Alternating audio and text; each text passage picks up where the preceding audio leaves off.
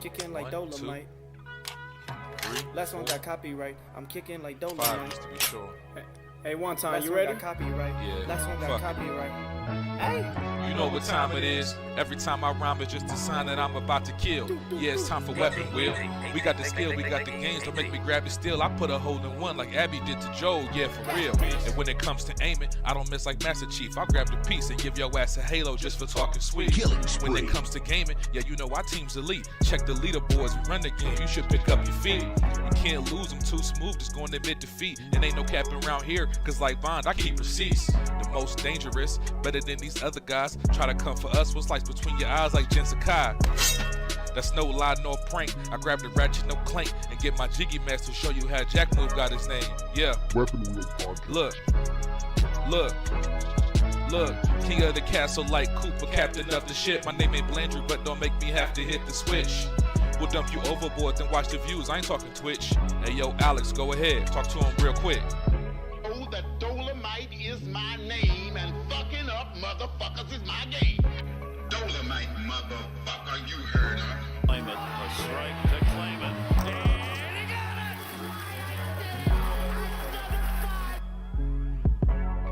They had the nerve to copyright the guy. It's just the bitches. Hey. Say yo, still putting wheels on the pavement. My game so tight, it's like Jordan 1 lazy. We stay in these gaming streets, ain't no way to be dormant. Hey, a Drake will leave your body uncharted like Lost Fortune. Coco Long scene was cute, hey, and yeah, it served its purpose. But I'm trying to give a detailed description of what a hearse is. I say we flip the switch on these niggas before it get bland. I see a lot of pods jacking the format like Dapper Dan. You hitting the dislike button?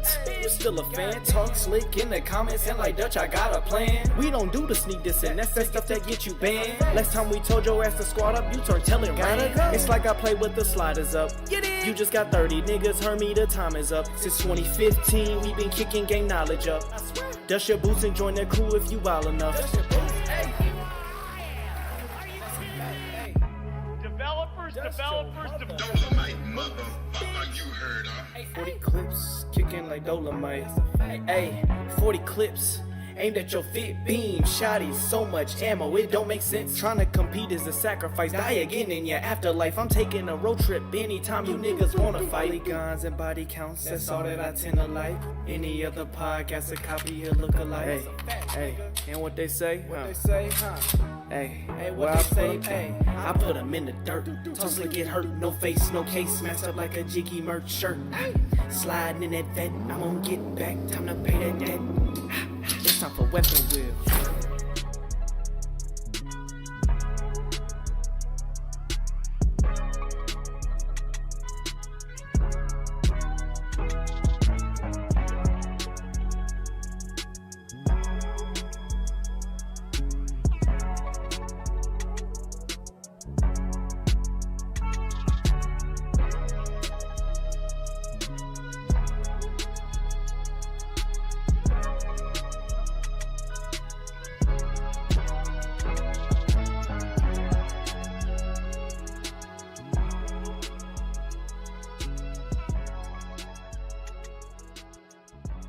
Gamer Advantage glasses promote eye health by blocking out harmful blue lights. They are for gaming as well as everyday use. They help to reduce headaches, improve sleep, and are very comfortable. Gamer Advantage glasses are available in prescription and non-prescription, have several different frames and lenses, and are very affordable. Use the link in the description and the code VGHDR for 10% off. Yo. Mic check. Mic check. Let me know if y'all can hear me, chat. What's going on out there? Let me know if y'all hear me clearly. Man, it feels like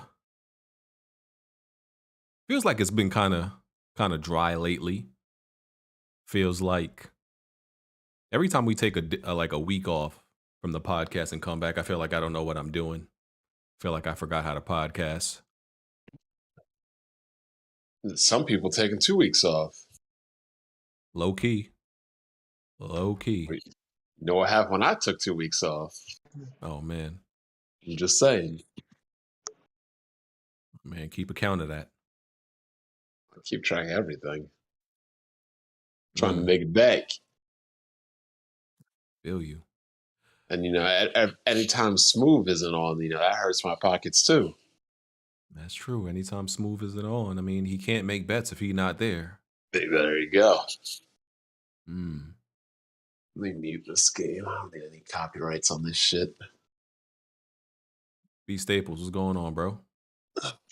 Chilling, man. Chilling. All right. Man, it's a good thing there's like games out there because gaming news itself is dry. No, we got plenty of gaming news. I mean, only because we weren't here 2 weeks ago, but it's been, ain't been nothing that exciting. We should get some news this week. Because the financials and NPD and all that stuff come out. Oh, yay. More numbers for stuff. Yeah, right. Yeah, we probably will, but nothing I really want to hear or nothing I really want to talk about, bro. Oh man, where's John Hartsfield? Where's that man at? Oh, yo, I made a video on my work laptop because my PC's packed up. I cut that shit off like midway. I'm like, yo, how do people make videos on laptops?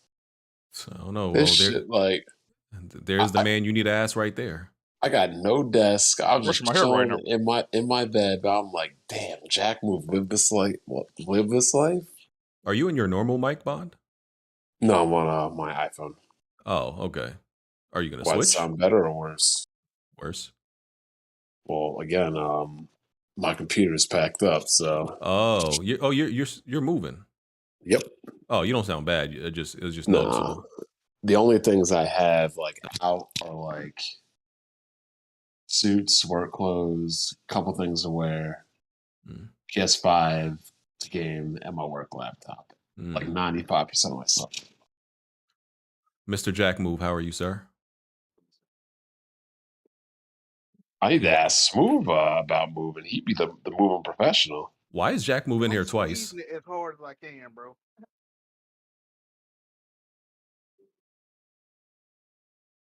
What just happened? I don't know. Two Jack Moves was in here. There goes Sticks. What's going on, Sticks? Yo, what's going on, BG? How you doing, bro? Chilling, dog. Chilling. Everything good, man. Everything copacetic. That's Did you say copacetic or copacetic? Copacetic. There's a T in that, 2 T's in it, but. And what's the update? And what is new for you, gentlemen? Not much. Just Social Reject season's over. I think the Elden Ring honeymoon is over. I mean, when you think about that game, and BG, you played it later. That game was well easier before they started patching out Hoarfrost and all that other craziness. Yeah, Hoarfrost is still kind of even now after the nerf, it's still good. It was twice as strong, and it went farther. Took less mana, and I believe they reduced the startup time by 50%. So imagine dealing twice the damage, half the cast time, and it doesn't cost as much. Yeah, they reduced the startup time for mad spells on that last patch. Spells, I thought they made it quicker, just Hoarfrost. No, a bunch of them. They reduced the startup and the recovery is quicker now, I think.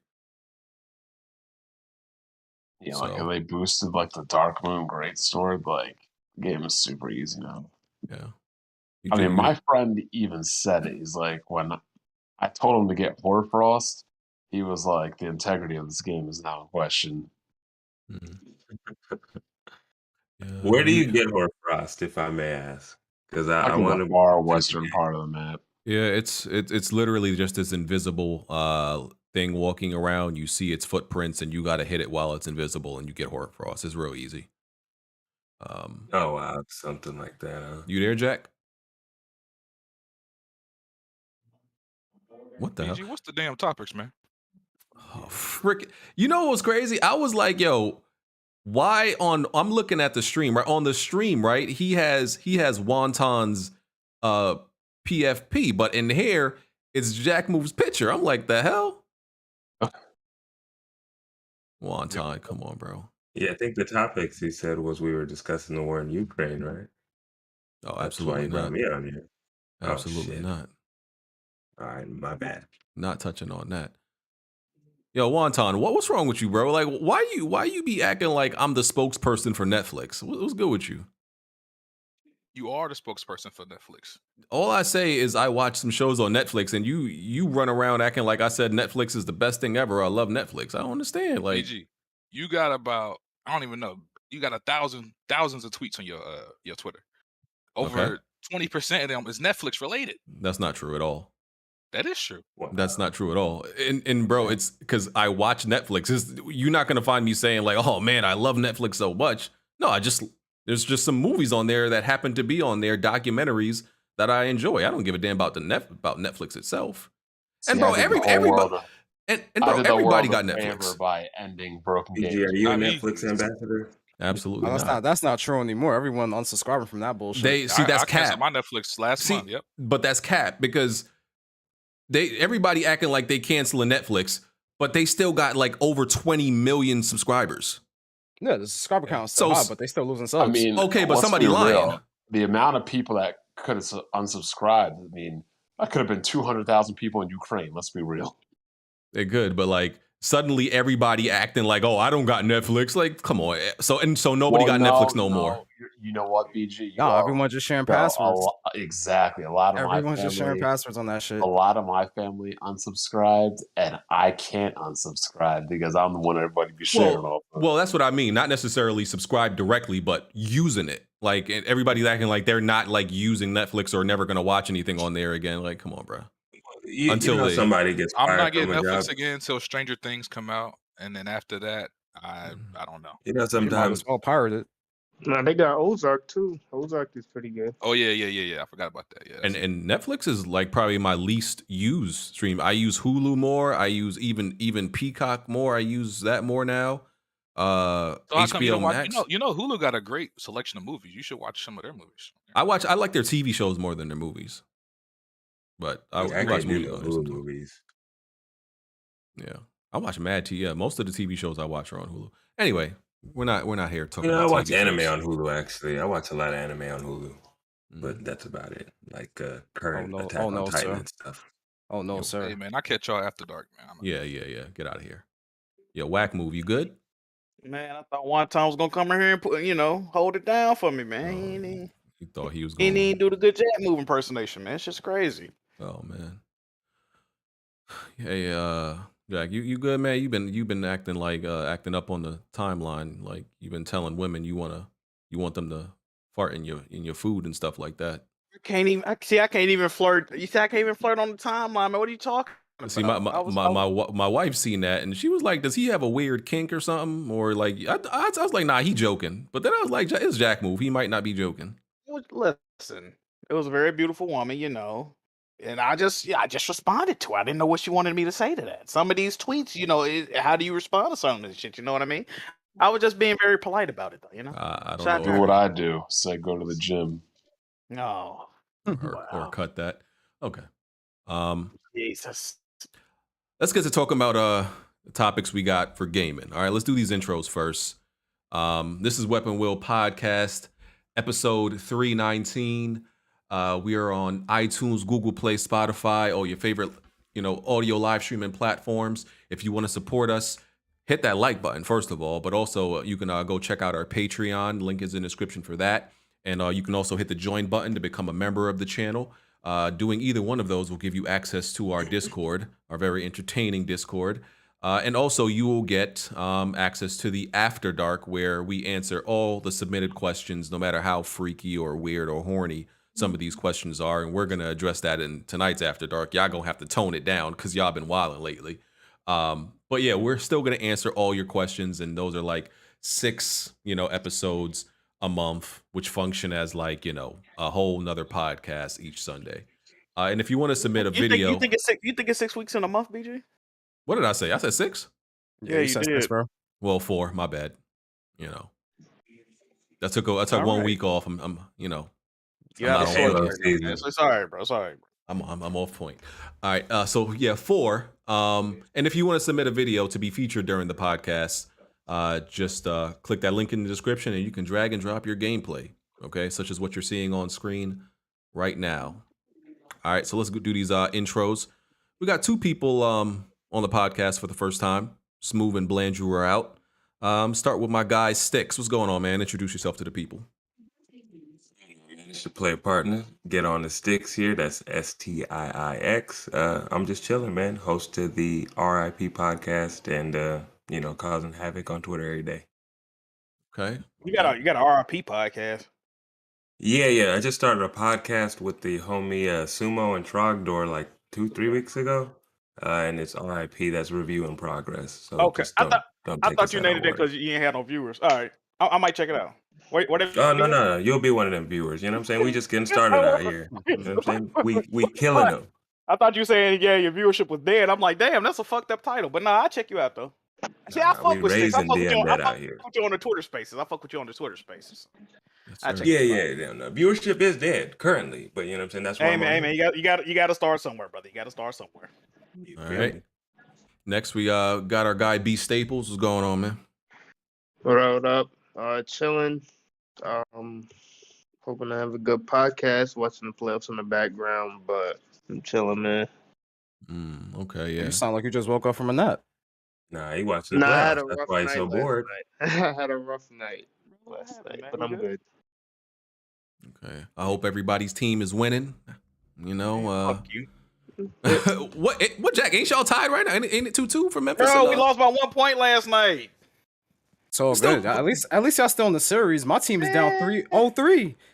Hold on, you a Brooklyn fan? Yeah, we getting cooked. Oh man, I'm sorry. My condolences, brother. My condolences, man. Hey, it's always bad when you got to watch a star emerge on you. You know what I'm saying? Like Jason Tatum is emerging on the Nets right now. It's tough, man. It's tough. Hey man, Kyrie. You think Kyrie missing LeBron? Never mind. No, I think KD's missing Steph. So they both missing. Okay. It's crazy. All right. Okay. Dope is Jay. You next. Oh yeah, it's Dope as Jay. Fellow Planet Xbox member coming off the bench for Kid Smooth because he's not here. So yeah. All right. We're just chilling tonight. Okay. Whack Move. Hello, everyone. I hope everyone's having a good week. And yeah, there you go. All right. And Bond. What? Okay.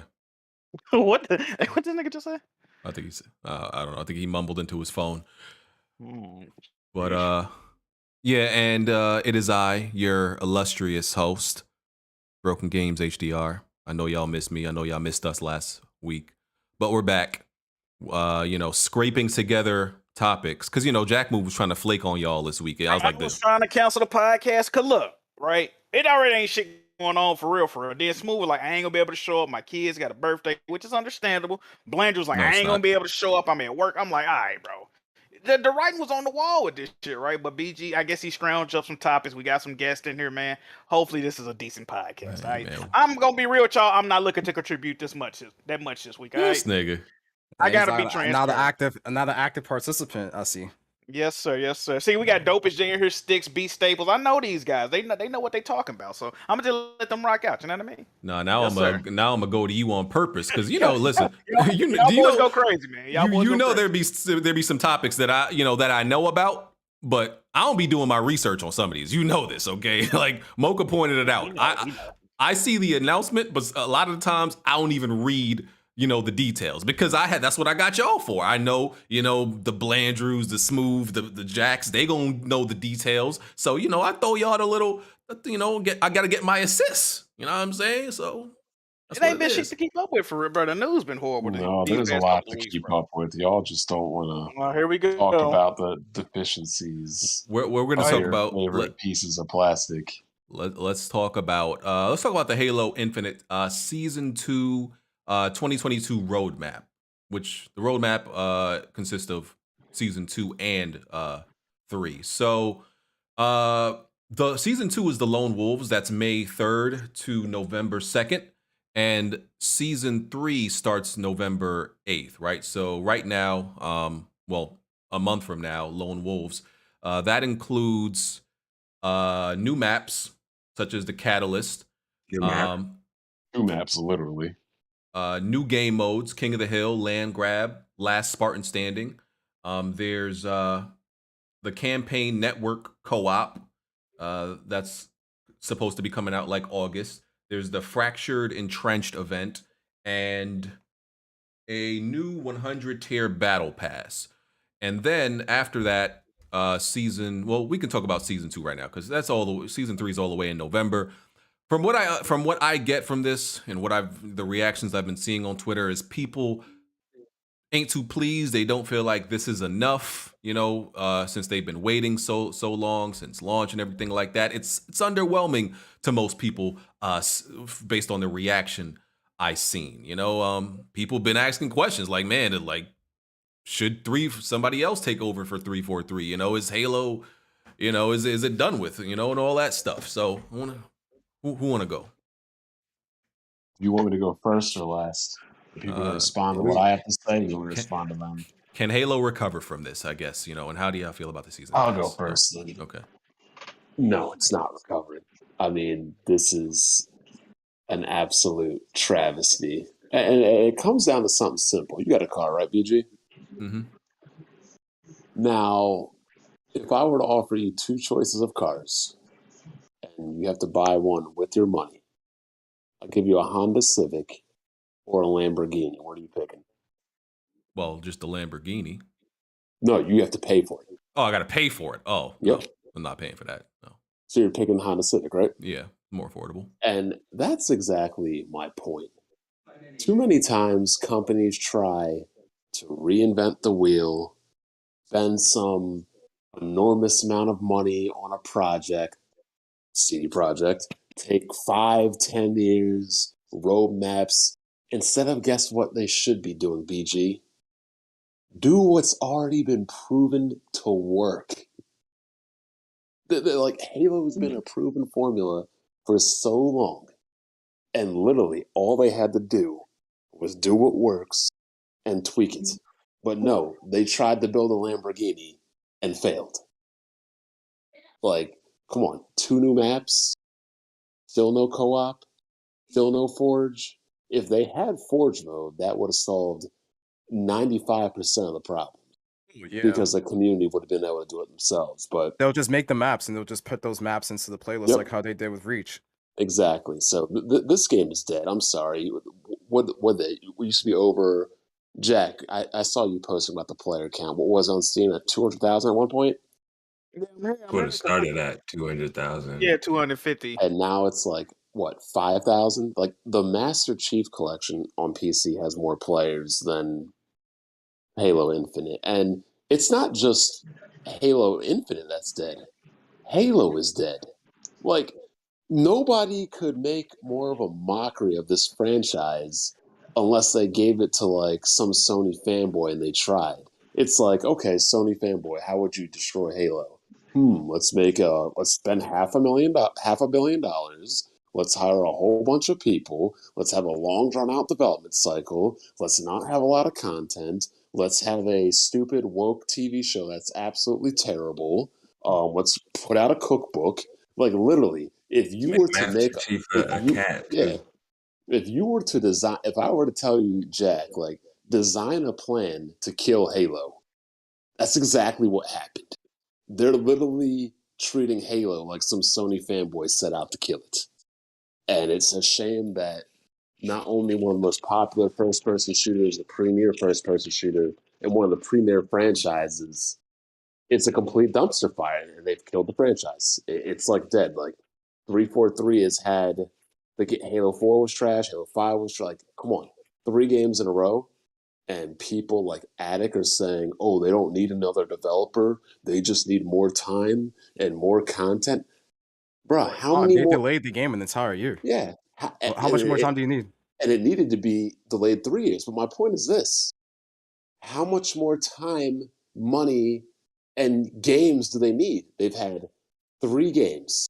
They've had $500 million budget. They've had and a super long development cycle. They've had everything given to them that you could ever want to make a successful product, and they have failed 3 times. This game didn't need to be delayed for 1 year. It didn't need to be delayed 2 years. Reality is this game needed to be delayed 3 years. This game is dead. There's nobody that can change my mind. Maybe I'd come back in maybe season 3 and 4 if there's more content, but the season 2 content, it's the game's dead. It's dead. Owari da. It's over. That was very well said.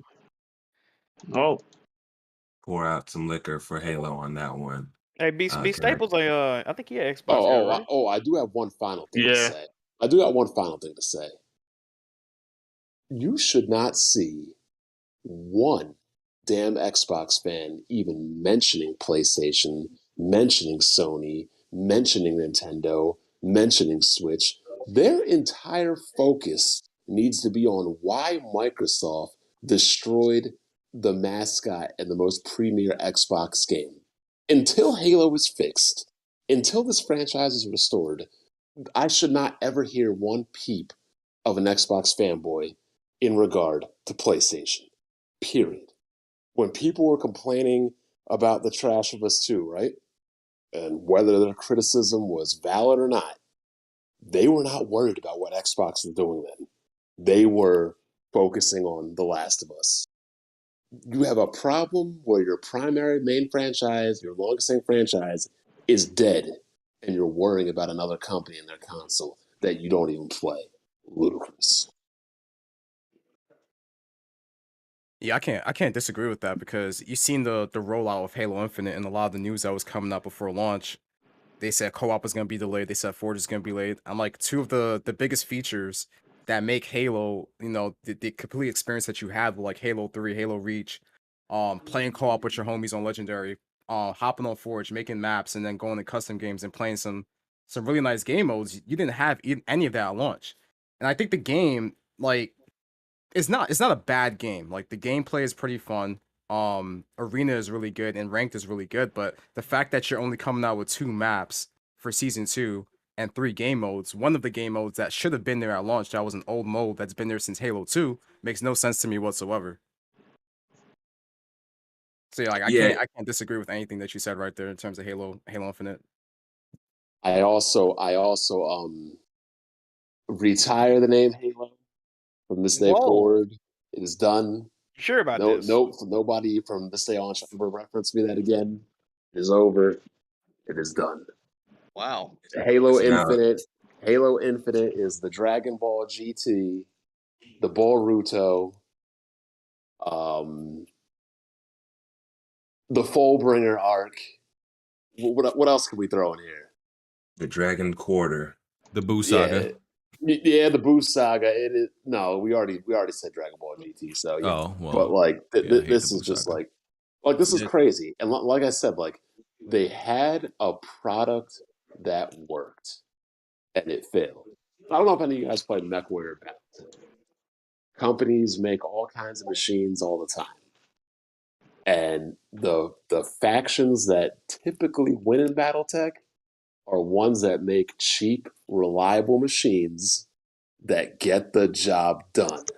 Not these companies that spend all this bureaucracy and tape and try to build the latest and greatest thing and fail. Because while you're doing that, everybody's just whooping your ass. And that's pretty much Halo.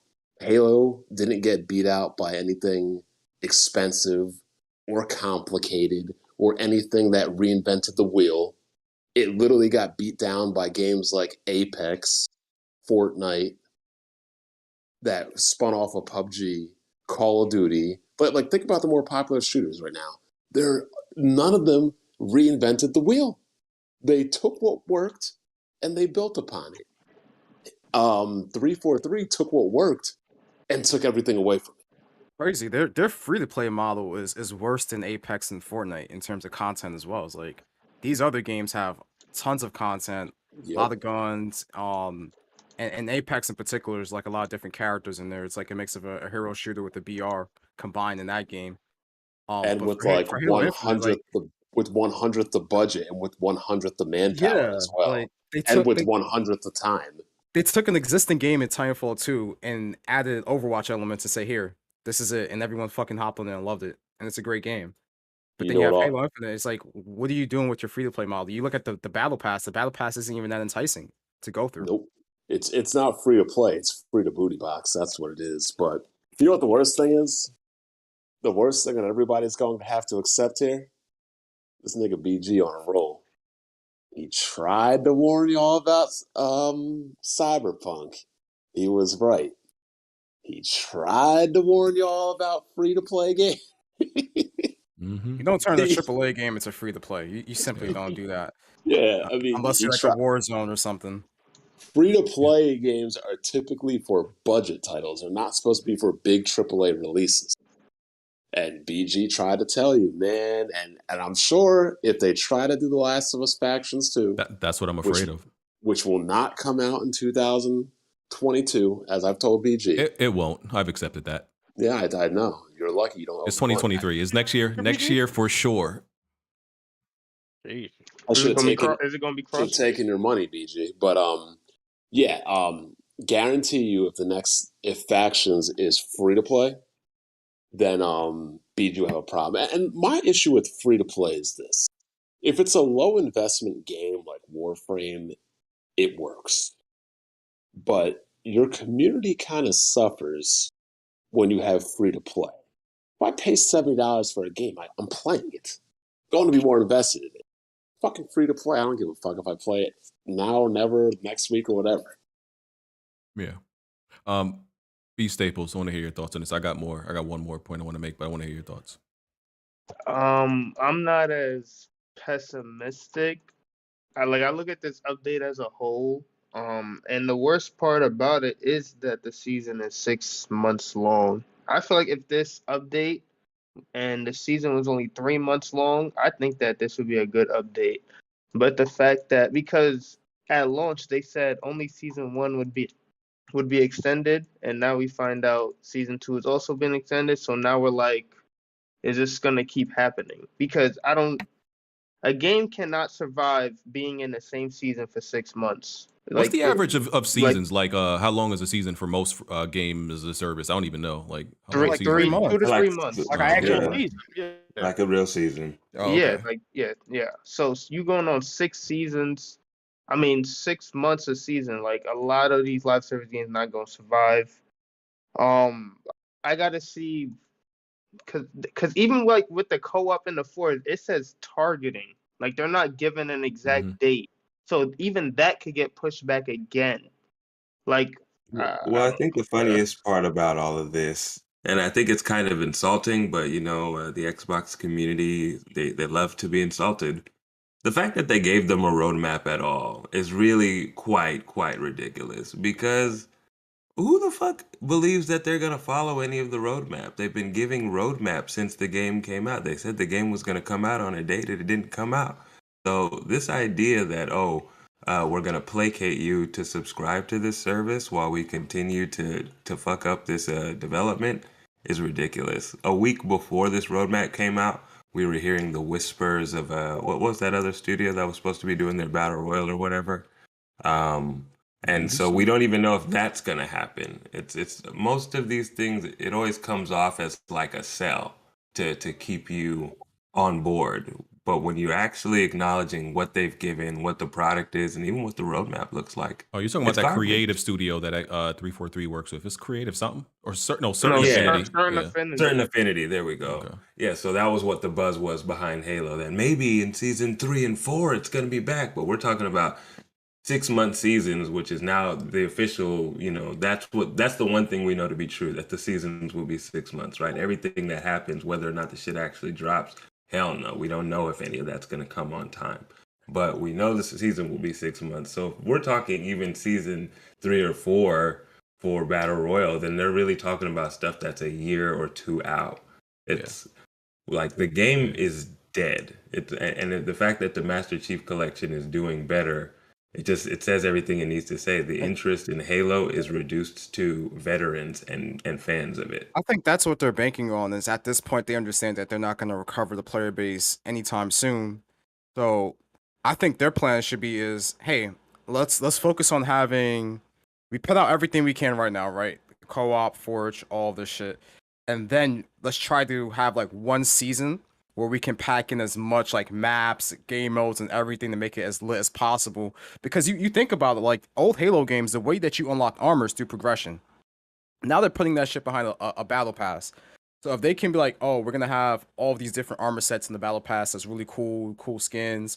These maps are coming. I think that's how they recover most of the player base of Halo Infinite to that point. But right now, like this season and next season, there's nothing enticing enough to say, hey, if you've left the game already, are you gonna come back? Now, me, I still play the game. I enjoy it, but I'm not gonna be like, yo, you gotta hop on this game and play. I don't think anyone really feels that way. If you have a friendship group of people that's like, yo, we're moving on to other games like Apex, or we're still gonna play Warzone or something like that.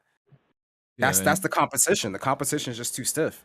Why are you optimistic though, more than other people? Name me one good thing that 343 is ever I never done said with I the was series. optimistic. I was saying that's what they're banking on is, hey, No. like best case scenario, they have to have one season that pops off.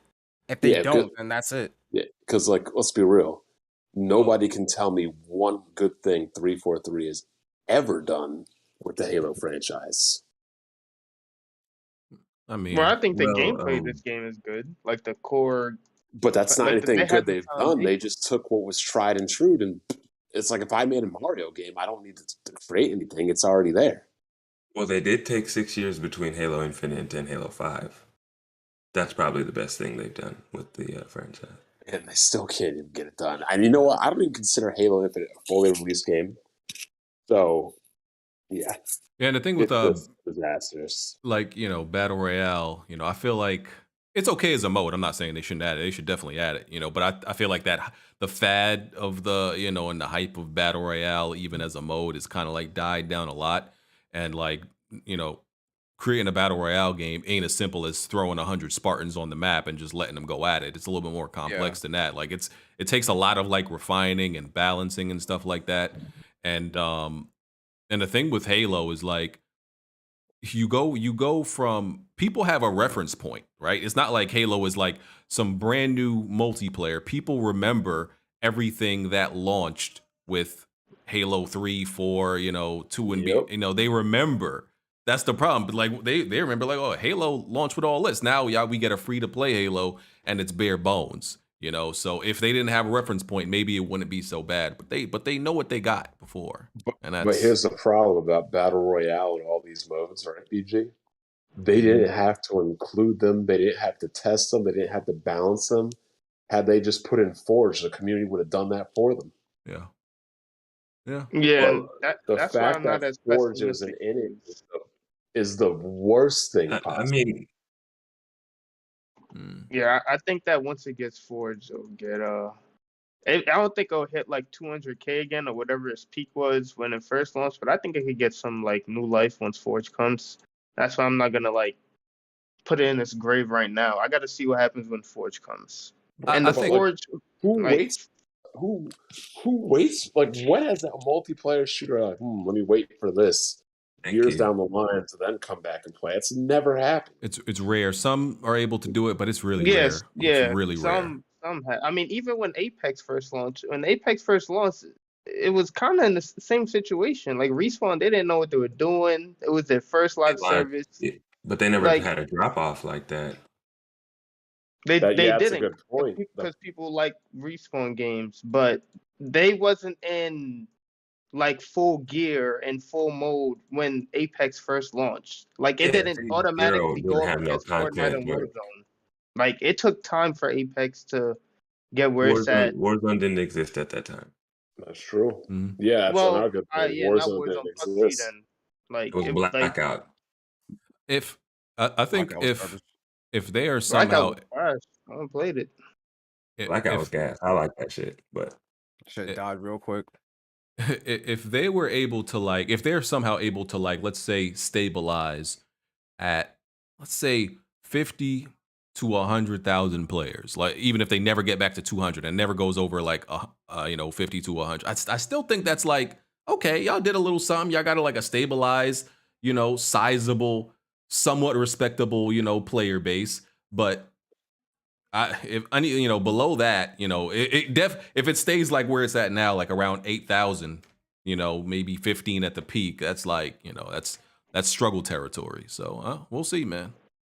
Well, these shooters are always, you know what I'm saying? Like it's all community and streamers and stuff like that. Hype is what drives these shooters, and I don't think a game can really lose all of that and then pull a game. You know what I'm saying? Like people who have followings and streamers and all that are not gonna go pick up a dead game to try to get views on it. That is a good point because these communities do drive these games in terms of content creation. Like people streaming Apex and Warzone, like, oh, I want to hop on and play too because this guy's popping off on the game. Like that's definitely a factor as well. And Halo doesn't have that. Like it's a very like small community of people who constantly makes content in the game, but it's like it's not as like popular as it used to be. Honestly, Dope. How old are you? I'm 25. Staples, how old are you? I'm 26. Okay, because I said, I think I said it in one of those spaces. I think I said 26 or 27. Like, you're not like the diehard fans of Halo are over 30. Like the diehard veterans, and those are the ones who really care. Like most people, I feel under 26. Like some of them may like Halo, but they don't got that connection with Halo like dudes over 30 do.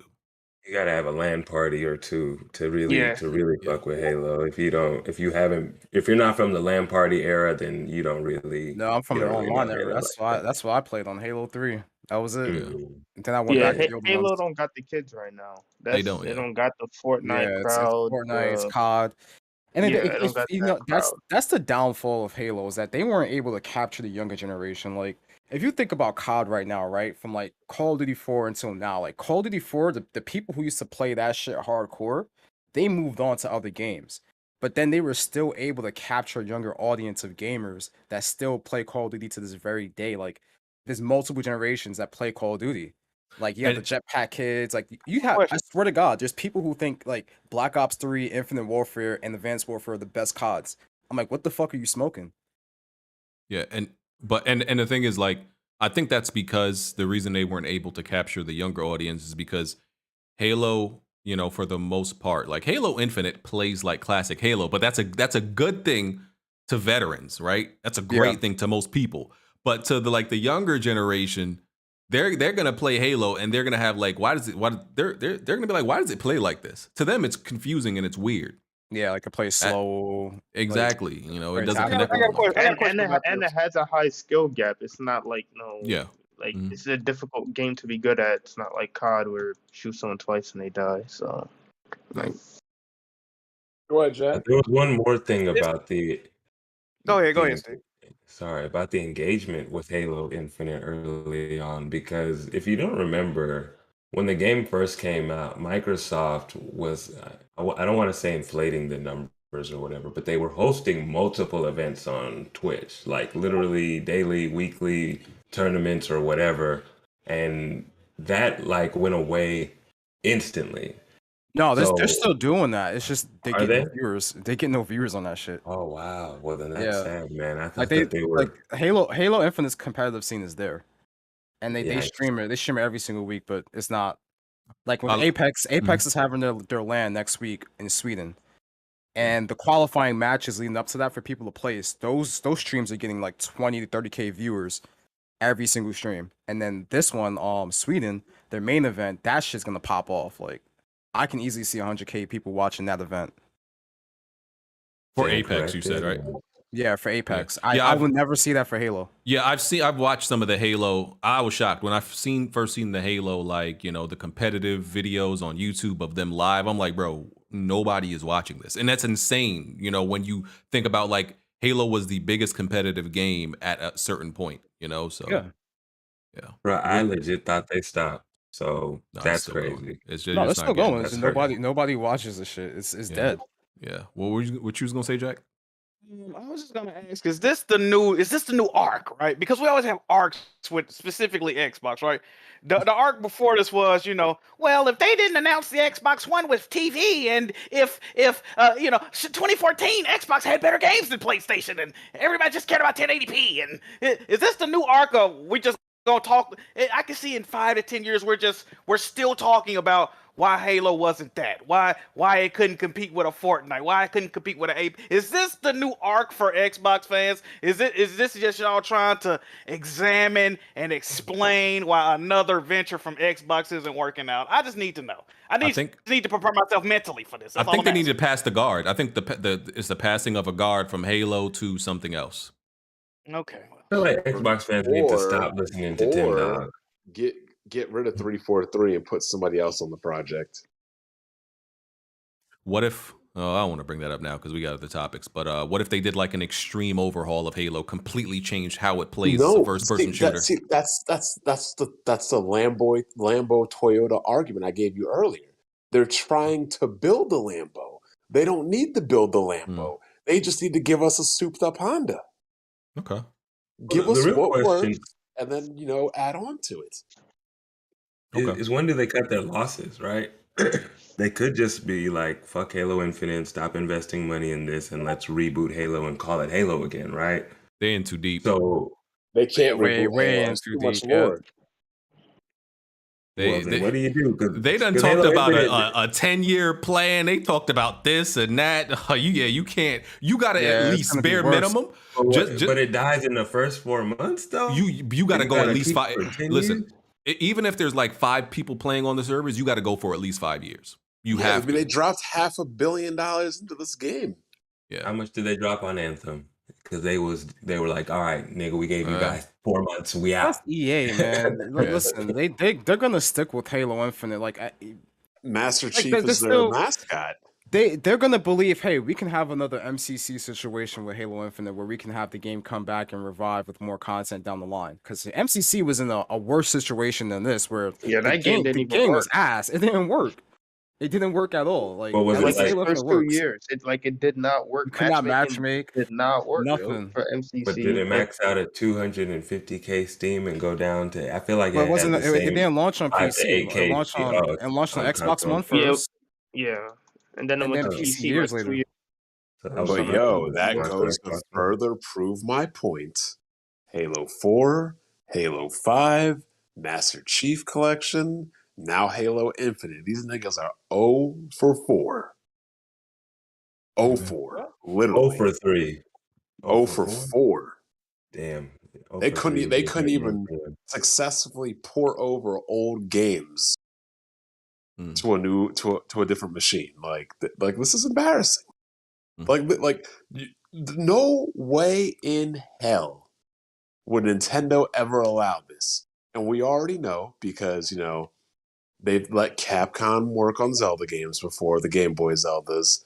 They've let Namco Bandai work on games before. They've let other companies deal with their IPs before. BG or Jack, explain to the people what happened when Nintendo didn't like what they were doing with Metroid. They gave it to somebody else, didn't they? They scrapped that shit and said start the whole damn project over in Prime 4. Nintendo will not let you embarrass one of their premier franchises. But unfortunately, we live in this highly consumable Game Pass era where Microsoft really ain't trying to make a bunch of games. So it is what it is. We've heard the analogy a billion times. Sony is going to the restaurant. Microsoft is going to McDonald's. They don't care what they give you as long as what they give you is something new that keeps coming, irregardless of quality. Okay. They just want you to have something. So I think we talked about this well enough. Unless anybody got anything else, want to move on to the next topic. Change from seasons to eras. Eras in Halo Infinite, that's all. Right. Does anybody think it's making a comeback? Slim chance. I think it's gonna make a solid one. Not 200,000, but Nah. Yeah, not 200,000, but I think it could. It will make a comeback because these bots will never let go. They already let go. No, they didn't. They'll be back because they Not the have an ones playing the excuse to game. be That's back. the fucked up part about it. Yeah, they'll be back as soon as season 2 comes back. Just to cap on Twitter, they'll be, oh my god, I mean, so this much is why fun! I'm having the best time on Halo Infinite season 2. This is awesome. this And is then why they'll we die. need Smooth here, because I would have definitely placed a bet on whether this game comes back or not. All right. We'll talk about so the Last of Us HBO show, Pedro Pascal. So Pedro Pascal has said he watched, I think he said his nephew play the game, but he himself hasn't played through the game. He doesn't really, know the game very well. And he says he's not trying to imitate, right? That's one of the reasons he doesn't want to necessarily, play through the whole game or watch the whole game and see everything that happens. He doesn't want to, fall victim to accidentally imitating a character, that he's playing. How I feel about that, I mean, listen, it doesn't give me any more confidence that I have in this, HBO show, because a lot of people, nobody's asking him to like necessarily imitate Joel, right? But when you take like what's his name from who plays in the Witcher TV show, he's a fan of the game. Yeah. Henry Cavill. He's a fan of the game, right? He's played the game. He's literally a nerd, so he likes video games and all that. And you don't have to mimic and imitate Joel to the T, but we expect, when I see an adaptation, I want you to like have his mannerisms, have his little quirks, just how, like how he sounds. I'm supposed to be able to be convinced, right? The line should be blurred that when I see you, I don't see Pedro Pascal or none of the roles that you've played before. I believe I should see Joel. Yeah. But I feel when I watch this TV show, I'm going to see Pedro Pascal supposedly trying to be Joel. That's how I'm convinced I'm gonna see it. But people, apologists like Wonton say, no, he's gonna, that's up to the, and for the most, I understand it's up to the director to guide the actor. The director should do that, and what's Neil Druckmann is consulting and all that stuff. But still, Wonton is an apologist, and he makes excuses for this type of stuff. Like when we get other adaptations, and I'm gonna pass this on to y'all, like great adaptations, like people who just like literally embody a role, like such as like Robert Downey Jr. as Tony Stark. Like, bro, when I watch him on screen, I do not see Robert Downey Jr. I do not see, that is literally Tony Stark that jumped off the page of a comic book into live action. That is who that is. Like, and it goes the same thing with other, whether it's like even Daniel Radcliffe. I'm not even a fan of Harry Potter, but that's not Daniel Radcliffe. I mean, even till now, people look at him like, yo, that's Harry Potter, bro. Like, because you literally just transformed. You embodied that character. That's what I want, So what do y'all think? I kind of agree with you, because if you're adapting something, I hate when these actors are like, oh, I'm gonna make this adaptation of the character my own. No, you're supposed to be very accurate, or somewhat accurate in terms of the form of media that you're adapting, whether it's a video game, whether it's a comic book or a book. You want to make it as accurate as possible to that adaptation. So when he's like, oh, I haven't seen any of the game or anything like that, I don't know how his performance is going to be in terms of being Joel. Is he going to be able to embody and like give you the essence that he is Joel? Because Joel's a great character, a well-written character, a well-made character. So you have to be able to, I don't know, it's just very complicated, because I've seen it happen multiple times in media when I'm watching a TV show or a movie. I'm like, yo, how can you fuck up this character that bad? It's like the most annoying shit in the world. You already know. Like, just ask Bungie. Oh, I haven't watched that Halo show. Like an uncanny valley kind of situation with that, where we're trying to like how much connection does a character or does an actor actually have to the source material? As far as Robert Downey Jr. and Daniel Radcliffe, were they fans of these IPs before, or were they just very well casted? That I don't know for sure. But in regards to book adaptations or the various adaptations we see, do people always read the source material Or do they find the don't. But connection? they're informed. They're informed of what it entails to play this character, right? So even if the actor isn't like a super fan of a role, you have the producers and the directors there as well who might have read that source material to be able to coach the actor on how to become this character, right? And I think it's a good thing that you're gonna have Neil Druckmann there to advise them. But if an actor is like, I haven't done X, Y, and Z, then it's kind of a red flag right there. Now, if his director is there guiding him with this, then I think he'll be fine. But Well, because you just want, because especially when it's a video game, right? It's a little even different than a book. You're watching action, you're watching mocap, and while you are trying to tell the video game story, which is going to also be told through action and various other things, obviously television adaptation is going to be a little bit different, and so they can still get the character to read through with all the emotional and stuff, but obviously the portrayal will be different because it is not a video game.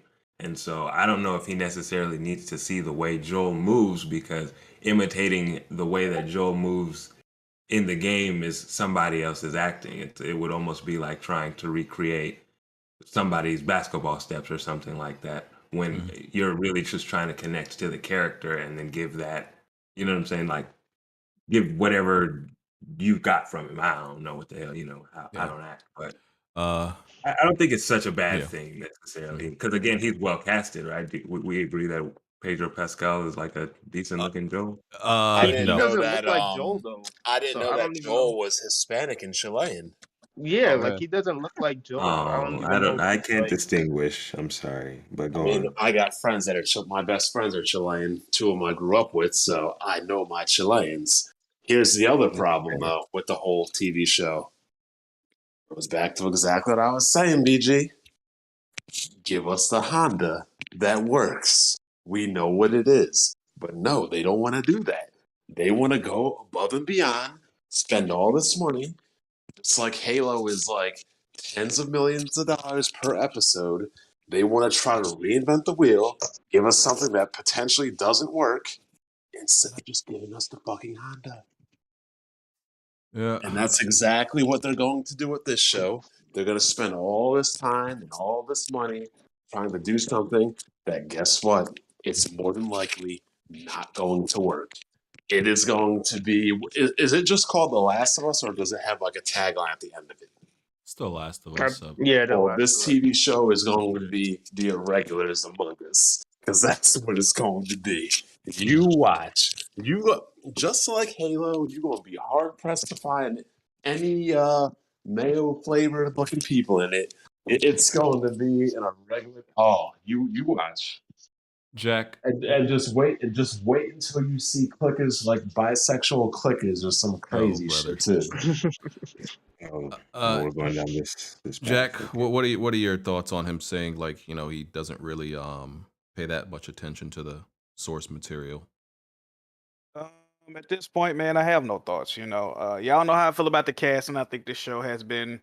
I don't really agree with the casting, but hell, I'm not a casting director, right? That ain't my job. So, at this point, it's a wait and see approach.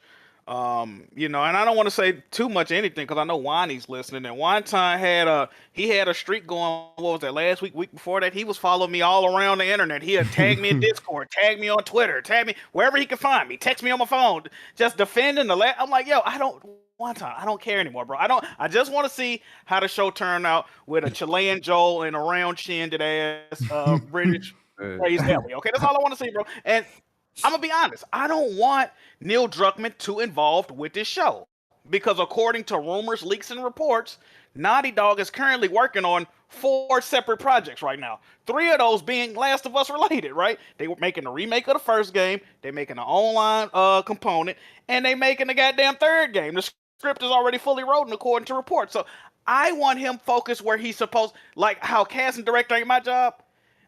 Directing movies and TV shows ain't Neil Druckmann's job, right? His job is game director. Okay, he need to go where the fuck he's needed and fuck that TV show. And like Bond said, I don't see this show being. The problem with this show, though, right? No matter if this show is good or bad, people are gonna like it. I guarantee they're gonna be Twitter Spaces. Everybody gonna be in their dick eating this show, no shit. matter how bad it is. I mean, there's people that love the Halo show. Not doing that for Halo. No, there's people that love the Halo show. Believe it or not, I've seen. Oh, like you I can't believe it. Said that last episode was a 9 out of 10. We had jackals with Sanheili swords, and if you didn't know about Halo, only high-ranking elites are allowed to use plasma swords. They would never allow a non-elite to use a plasma sword. And my thing with Pedro Pascal is, if he doesn't look like Joel, right? All right, cool. If he at least played a role where I'm like, yo, he's played a role similar to a Joel-like character, then I feel like maybe, or if I feel like I see that type of Joel personality in him, I'll be able to like get past it. But I don't. I don't really see it. The man doesn't even have. I'm sorry. The fact that he doesn't even have a beard, like they didn't even make this man grow a beard, like to at least maybe cover up because a beard can make you blend in and look like a lot of dudes grow a beard and they all look the same, right? So you could easily like use that beard to finesse him looking like Joel, even though physically in the face, like he's he doesn't, because he's Chilean and whatever and all that stuff. Doesn't even got a beard. And then have you seen some of the changes they've made in the show as far as like the story goes? No. Like how they made Sam a younger character, because in the game, Sam and Ellie were pretty much, if they weren't the exact same age, it was only like a year separating them, and they had that little dynamic where it was a little flirtatious relationship. But now, judging by the pictures and the videos I've seen from them shooting the show, Sam is like Sam looked like he about 7-8 years old now. So they made Sam a little fucking kid. That's crazy. Yeah, they did that, and of course they changed the year the show was set in. It's what is it, set in 2013 now or some shit? I forgot whatever year it's set in. When's the original game? No. The original was set in 2013. The new one's set in 20. What was it? I can't remember. It's 10 years before that, actually, like 20. Yeah, some shit like that. 2003 or something like that. I don't know. We're not sure. I think and they said Sam is deaf, by the way. Sam is deaf in the show. Oh yeah, Sam is also deaf. That's another thing. Yeah, he wasn't deaf in the card. I mean, in the why? I guess that plays on the you can't make sounds, but you're deaf, so you can't really hear and interpret sounds. It's like the movie that fire movie with the aliens. Quiet Place. Yeah, it's that aspect. That because here's my biggest problem. If you don't care about the lore, you don't care about the game, you don't care about the book, you don't care about the source material, and you want to tell your own story, then why not just make your own original IP? Something else, yep. They need that name. Yep, HBO is not funding that. I think those characters are gonna sell the show. You got Joel, Ellie in it. Oh my god! Even if they made like a spin-off TV show in the same universe as Last of Us, I mean, I think a lot of people will be interested, but not as much as this. It's like I think they'll do a spin-off after the fact, right? Because that's what they tend to do over there at HBO. They get like the main material, then they do a spin-off after the fact. Yeah, the show is successful though. Has anybody watched Halo here? Nope. No. It has not piqued my interest whatsoever. I've seen clips. I said nope. Captain Keyes is black. If you didn't know that, you would have thought he was Sergeant Johnson. But Sergeant Johnson's not in the show. So instead of putting an authentic black character in the show that's already a mainstay in the series, they decided to remove the black guy and then change Keyes to black, and he's actually married to Halsey. And of course Keyes is married to Halsey in the show? Yep, and he's black. So that not only gets the black component in there, but they also have the kids. So they got the biracial chick in there too. So they got the Asian girl. They hitting off every diversity check mark like it's target practice. All the quotas. Hey, I'm not gonna lie. I can't even watch a movie if there's no biracial persons in it. Like, it offends me at this point. I need to see biracial people in every single movie. What? And it's got to have that one black gay character. They got to throw the black gay comedy relief in there. If he isn't there, I will get up and leave the theater. Like, where's my black gay Especially friend? if there's not like a strong, empowered woman inside there as well. Oh, who has yeah. to make us empowered. You saw what happened to strong, empowered women in the last episode of Halo. emotion. So first of all, another weird thing about Halo is I don't understand why the Marines wear it because all the Covenant weaponry is one-shot kills. If a plasma bolt hits you, it's literally you gotta disintegrate. It's like you're getting hit by a rocket launcher. Yet one of the female Spartans got hit like 20 times, including in the head and upper body, just to drop her shield. And then she's on the ground and they're still shooting her like 20 plus times and she ain't dead. An elite walks right up to her when she's shieldless and down and goes, you know what I'm going to do? Instead of headshotting her, I'm just going to stomp on her chest repeatedly. Fire. It's such a bad show. Well, the third eye was open. She was woke right then. Yeah, we'll have to wait and see. And once again, what happens with the Last of Us TV show? Wonton, stay out my DM, stay out my timeline, bro. I don't want to hear from you. Discord too. He's been going crazy about this and us liking Horizon, bro. Between them two, I ain't got a bite from Wonton the past 2 weeks, bro. Man, dog. Get on my ass. Yeah. Wait, he came at you guys for liking Horizon? Bruh, I don't know why he one of them hate tour guys. You know the guys that's on the Horizon Forbidden West hate tour right now. Yeah, but he's on the has the infatuation with Ghost. He's one of those, newfound infatuation too. I do not remember Wonton speaking this highly about Ghost of Tsushima until recently. And I don't know, man. Why are you looking spooky in the light, my brother? You know what it is. You know what it is. They always got to use Ghost is always the game that they use to like kind of like downplay every other game. Unacceptable PlayStation game to praise for some reason. Yeah, the other ones they gonna shit on. Yeah, Ghost is seen. Oh, we're gonna use Ghost to downplay the other PlayStation game. That's always the one. So it's like whatever. It's a typical move.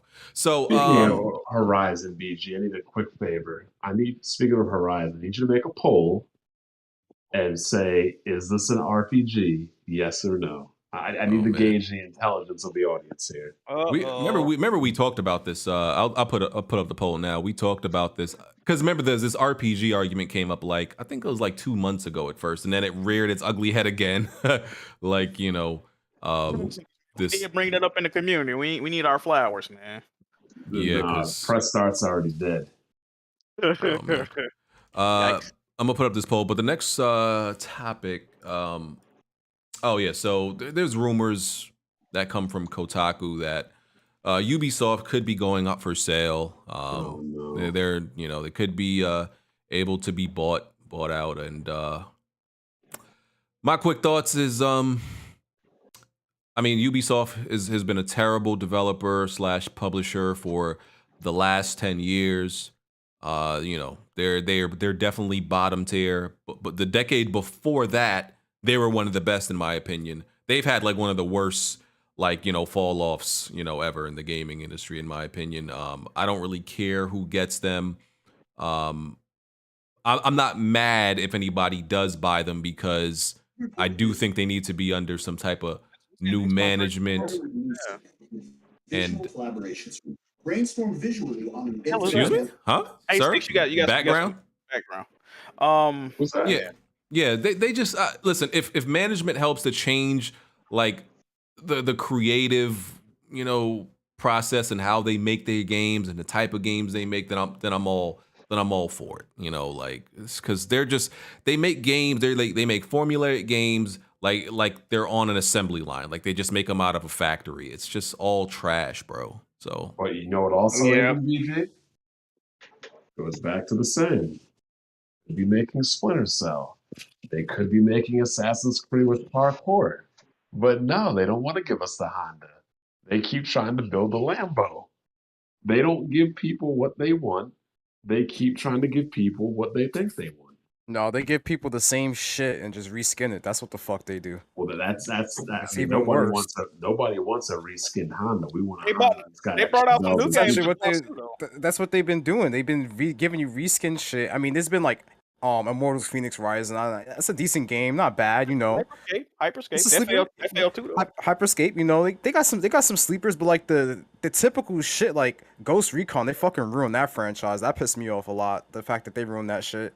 What else? You got Assassin's Creed, same shit. For a Splinter Cell. Oh, they don't care about giving anyone a Splinter Cell. And the funny thing about that franchise is they killed it by recasting the main character. You know what's funny? You know who else did that? Kojima did the same thing. So both premier stealth games were killed because both game developers had the audacity to try to recast Hader and Michael Ironside. Ain't that fucking ironic? Far Cry 6, looks like Far Cry 3, 4K. Like, come on. Like, what's really going on at EA? You mean Ubisoft? Ubisoft. Not Ubisoft. I mean Ubisoft. Yeah. They just need a quality control. Like they're not quality controlling. They're At just all. pushing up. They're just I disagree. they're I putting disagree. shit out and I seeing disagree. what sticks. You think they're quality controlling over there, bro? No, there is no quality control, but you can't say that because every Assassin's Creed top sales records. The Division 2, Unfortunately. horrible game according to most people that played it. It was one of the top selling games of 2019. All their games, even though the community claims to hate them, they still buy and play them. H-Dog, a person in this community. This dude made a video saying Ubisoft needs to keep their hands off such and such franchise. And then at the end of the video, he said, even though I still continue to buy and play all of their games, they don't do like, bro, you're buying and playing all the games. Why would he make that video? Why would he make that video if you buy the games? That's what I said. I said, bro, he spent like 10 minutes talking about why he shouldn't play and make. I'm like, bro, at the end you say you still gonna buy and play it. So what was the point of this fucking video? Like, Here's the biggest problem with Ubisoft, though, Jack. They don't make bad games. They make good games. They really don't. No, hear me out. If a person had never played a Far Cry game and their first experience with Far Cry is 6, what do you think they would think about the game? Oh, I agree with that. They probably like it. They would. I agree with that. So the problem is that they don't make bad games. They're literally the Madden NFL football or the 2K of game development. Like if you played one of their games, you played them all. The game has not evolved since Far Cry 3. That's true. Yeah.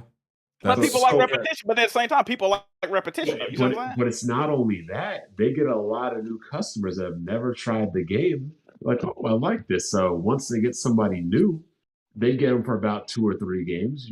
If they got somebody at Far Cry 3, they probably got them until Far Cry 5 or 6. They got, you know what I'm saying? So they get new customers repeatedly for about 2 to 3 games at a pop. They don't keep their customers, but, like I have cousins. Oh, I've never played a Far Cry game. There's a lot. Let me try it. Oh, I love this game. But once they get done like 2 or 3, they never play them again. And that's how the gaming population consumes the game. I mean, how many times have you like, you know what, this franchise is pretty long. I've never played. Like, look at Elden Ring. Oh, plenty of Souls games. I've never tried one. Let me try Elden Ring. Okay, cool. But, Elden Ring 2, 3, or 4 or whatever, they might get bored and move on. Yeah. But that's their whole strategy. Yeah, it does amaze me that, like, the current Assassin's Creed games, it really shocks me, like, that those games sell so much. Like, I'm actually, I admit, I'm angry that game sells as much as it does right now. I'm pissed off about that, and I'm mad at anybody that buys Assassin's Creed games right now, because to me, when they started to turn it into an RPG, that was did you put that before up, by the way? Huh? It's 72% say yes. It's an RPG. Okay, then we don't need to. Yeah, have like Unity. I think Unity and before that, those were before they were RPGs, but after that is when it started to like really, like the sales really started to like be crazy, and I'm like, why? Who are and the thing is, like, I don't know anybody like that loves Assassin's Creed game besides Smooth is like the only one. Smooth's the only one. Yeah, he's the only one I know that's. Jimmy, you got to remember Uncle Jimmy. He's all in. And I'm like, Assassin's Creed isn't like one of these games that like casuals pick up, right? Like it's not like a Madden. I mean, it's the series is like Madden and 2K at this point, but it's not like a game where the casuals be like, oh man, I'm gonna get Assassin's Creed and along with my Madden and 2K. So I'd be like, listen, somebody's lying, because I think it kind of is. I think it is. Yeah, it's like the casual open world game. It's open world. And it's yearly. It's Witcher 3 light. They bought and they marketed good. Yeah, it might Ubisoft be. got good marketing. I'd be so confused because everybody I know hates Ubisoft, doesn't like the games, but I'm like, okay, who buying this then? Because I'm like, some of y'all lying. It has to be a shit ton of casual people buying this game, man. Like 100%. It's for No hardcore way. casuals, right? It's If you're a guaranteed at least 5 casual, million. 5 million sales at least. Like these little kids, oh mom, give me Assassin's Creed for Christmas type shit.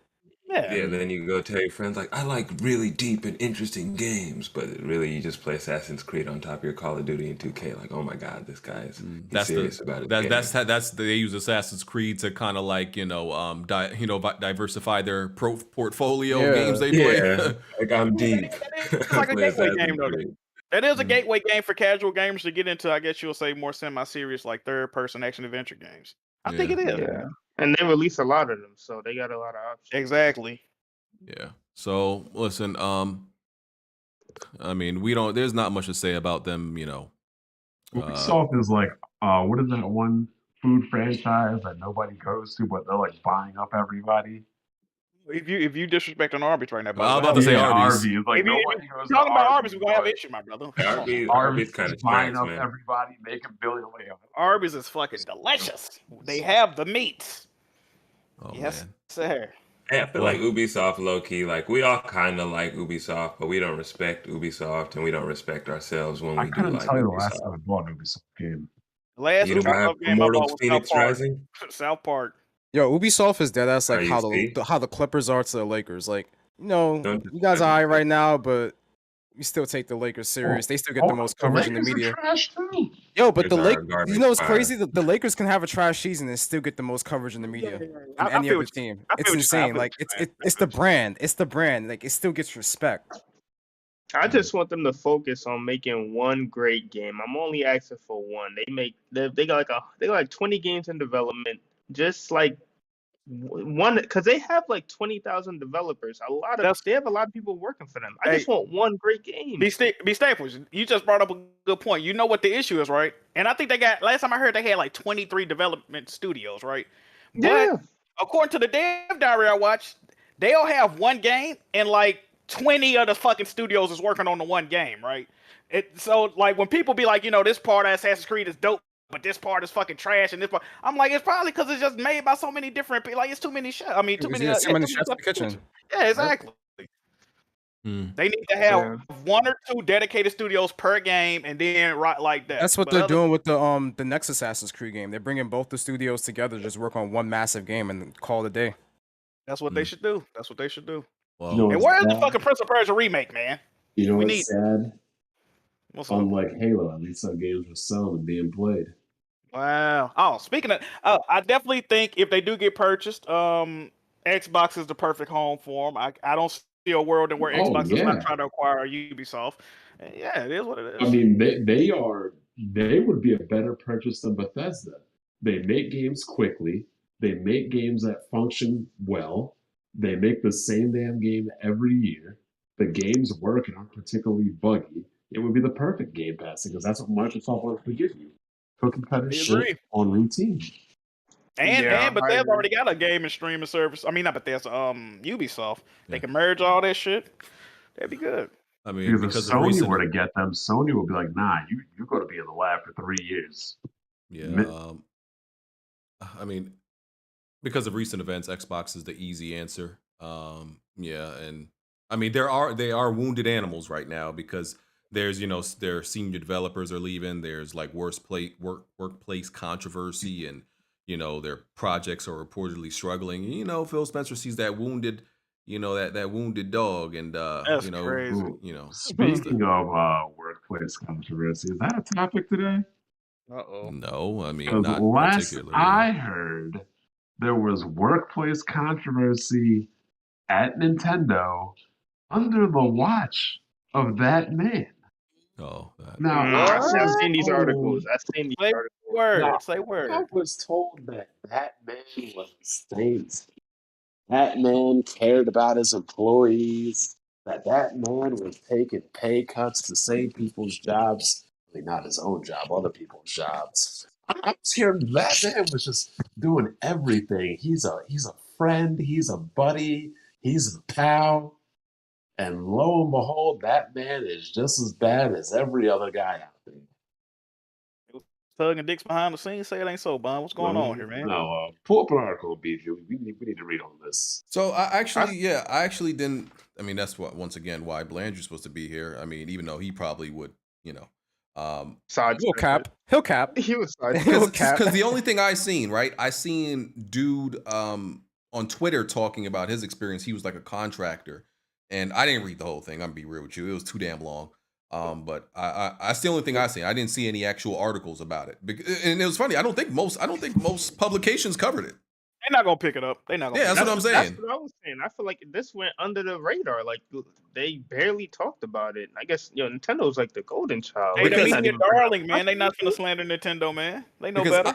Because I'm like, okay, if this is legit, I'm sure one of these journalists will look into it, and the public, these outlets will pick it up, right, and give me the Cliff Notes version. But nobody picked it up. I checked all the sites. I ain't see it nowhere. So, I mean, I don't know. Either Nintendo got. I mean, we know Nintendo got them snipers. They got them shooters.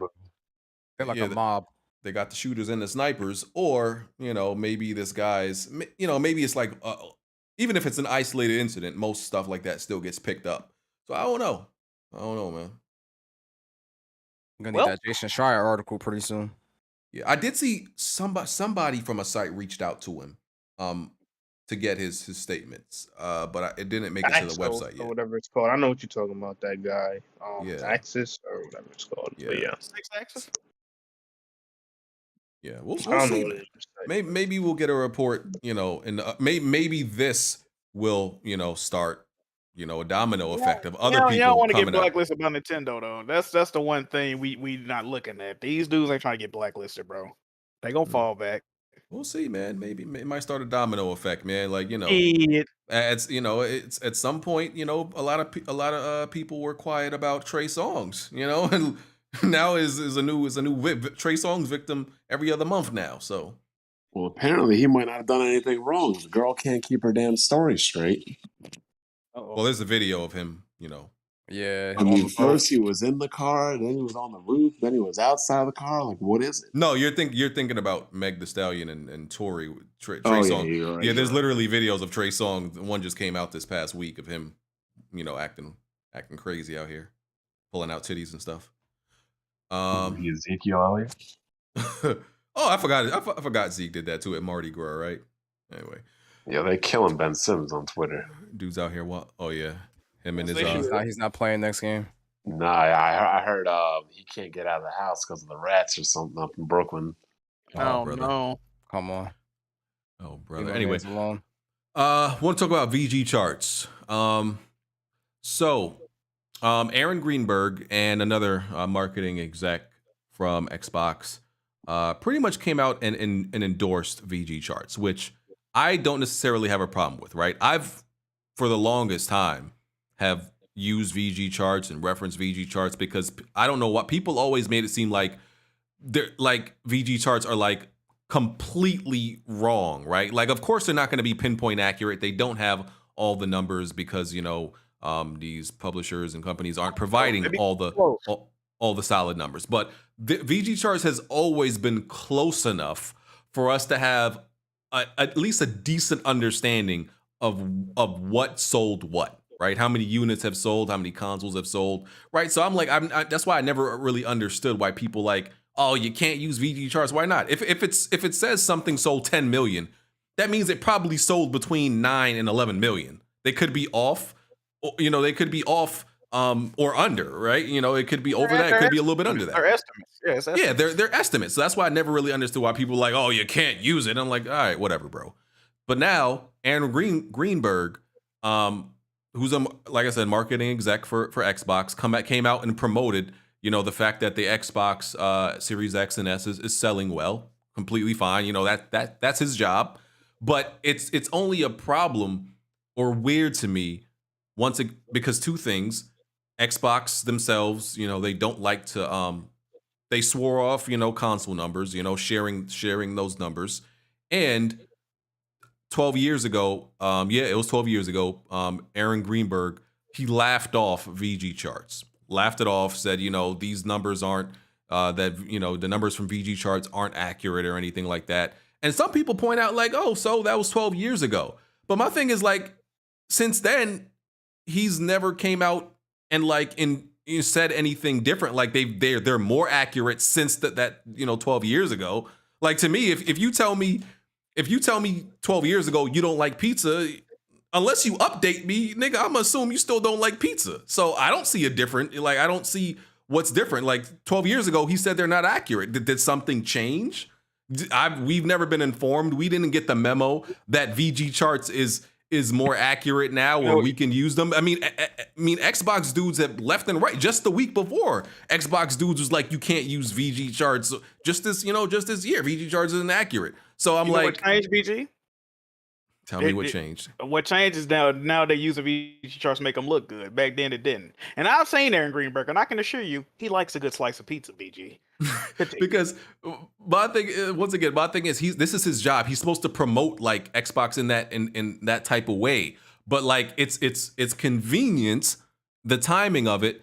And once again, if you're gonna endorse them, endorse them, bro. But like you gotta have a little bit consistency, with this. I don't got a problem with what he did, but it's got to be a little bit consistent. And clearly to me, this means Xbox, like as a company, doesn't necessarily want to promote, the console numbers, but the individuals at Xbox clearly do.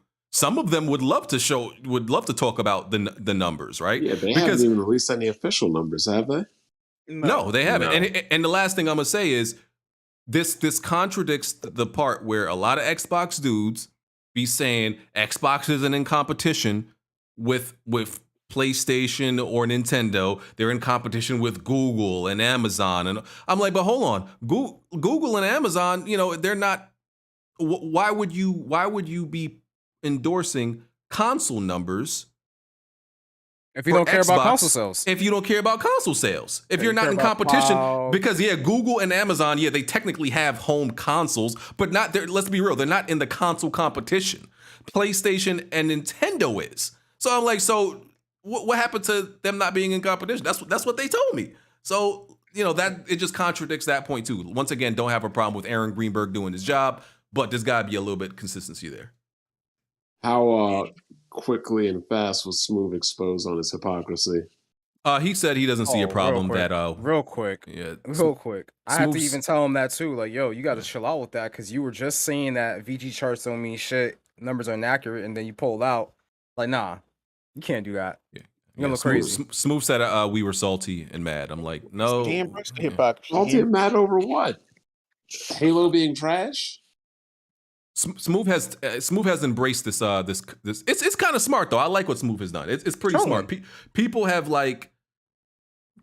pointed out all his hypocrisy over the years. They go into the Twitter search, and Smooth has just embraced it. Just embrace the. He uses it as a superpower now almost. So I'm not even mad at it. He embraces it. So he's a full on hypocrite. This is my problem, man. When you make the rules, you gotta abide by them when you're playing the game. Yep. Xbox is the one that said console shells shouldn't matter, and you should never use them as an arguing point. And you're an idiot. It's about engagement. You're beneath them if you do that, right? It's engagement you should numbers. never talk about it. It doesn't matter. It's only engagement. And then they turn around and do this. Like, what's really? Xbox fans is the ones that said VGChartz wasn't accurate all these years, but now all of a sudden you got dudes like Xbox University tweeting him, bruh, he's tweeting out numbers. He's in love. He's enamored with him. Like, come on, man, the shit is goofy, bro. Point blank, period. You want to hear something funny though, Jack? What's up? What is the difference between an irregular liberal and Kid Smooth? You about to tell me that? Oh shit. Nothing. He's exactly who he hates. Hey, people that make a point or say it doesn't matter and then go back on the point or then change their mind, and then are hypocrites and then don't care that they're hypocrites. Yeah, when it comes to with the Xbox, it's just about promotion of a narrative. Everything that they say is just whatever sounds good at the time. But when we really think about those sales numbers, right, if all of those are Series S and we turn around and we look at the revenue, even if they sold, because they only sell marginally more than PlayStation, like 30,000 units every time that it's been out selling. But it's highly likely they did not make a fraction of the money that PlayStation made during that time. if we're really, going to those metrics. And then No, they'll probably make more because I'm assuming that the S's are probably selling more at a profit than the PS5s are selling, probably at a loss.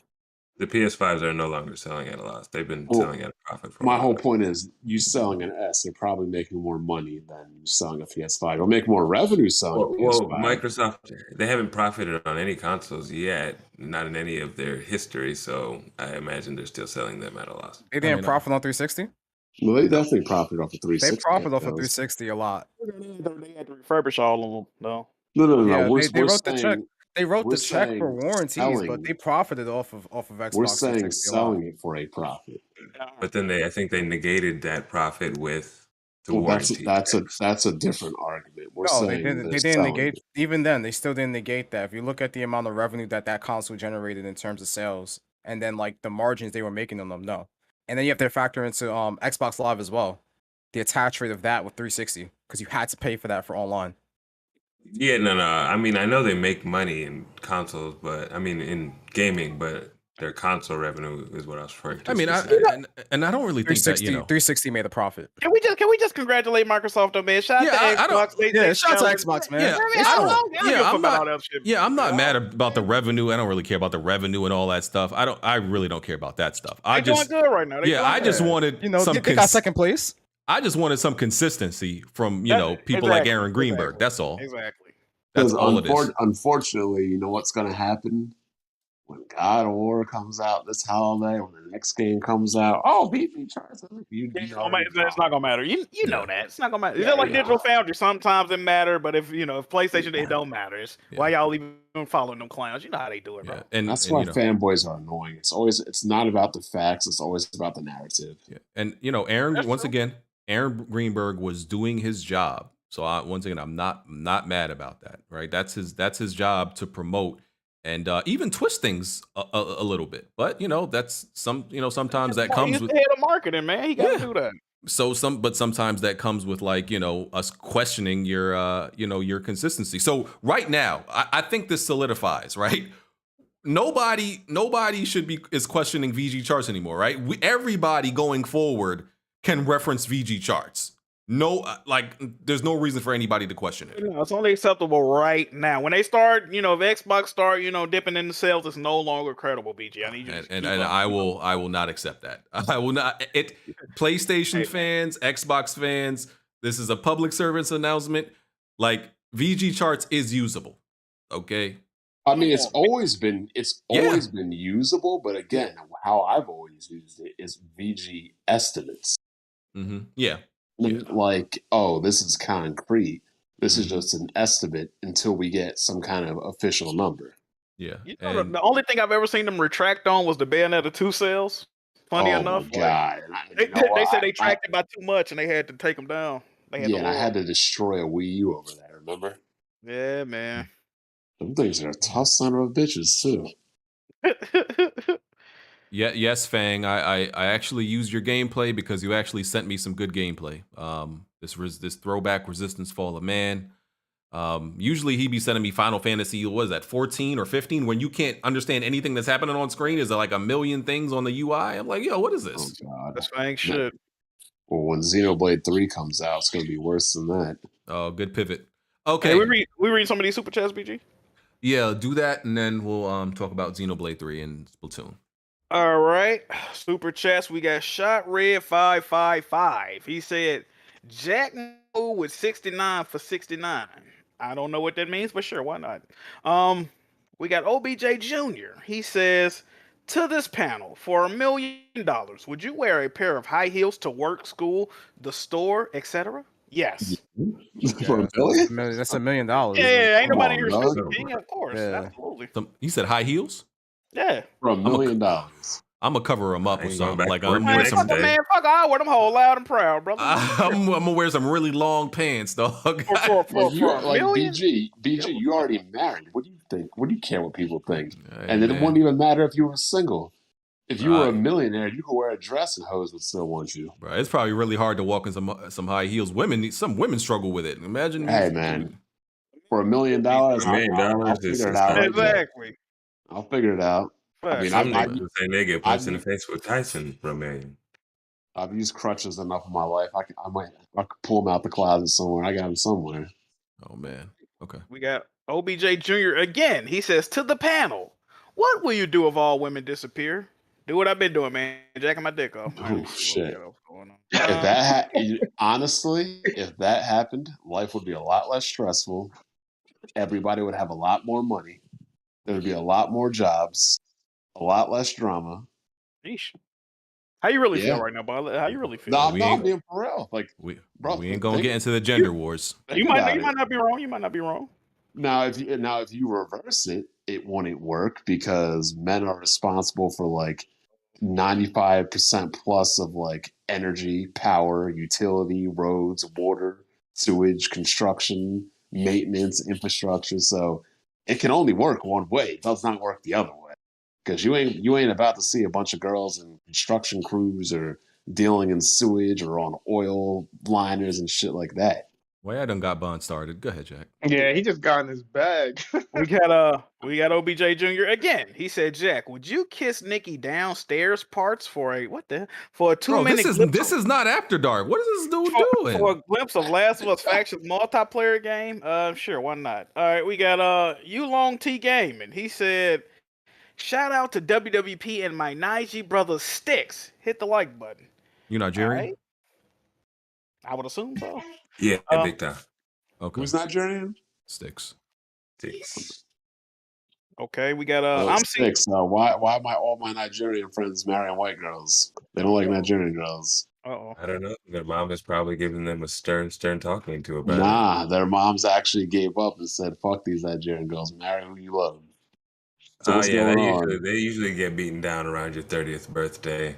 I mean, it happened to me too. One of my kids is definitely not black, so it happened. You know what I'm saying? And after their resistance, they're just like, just marry anybody, please, God, for the love of God. Give me some grandkids. Mm-hmm. But I mean, my parents were steadfast, though. They have never given up. I mean, my wife now is black, but ultimately they never stopped with that shit. So. Is that it, Jack?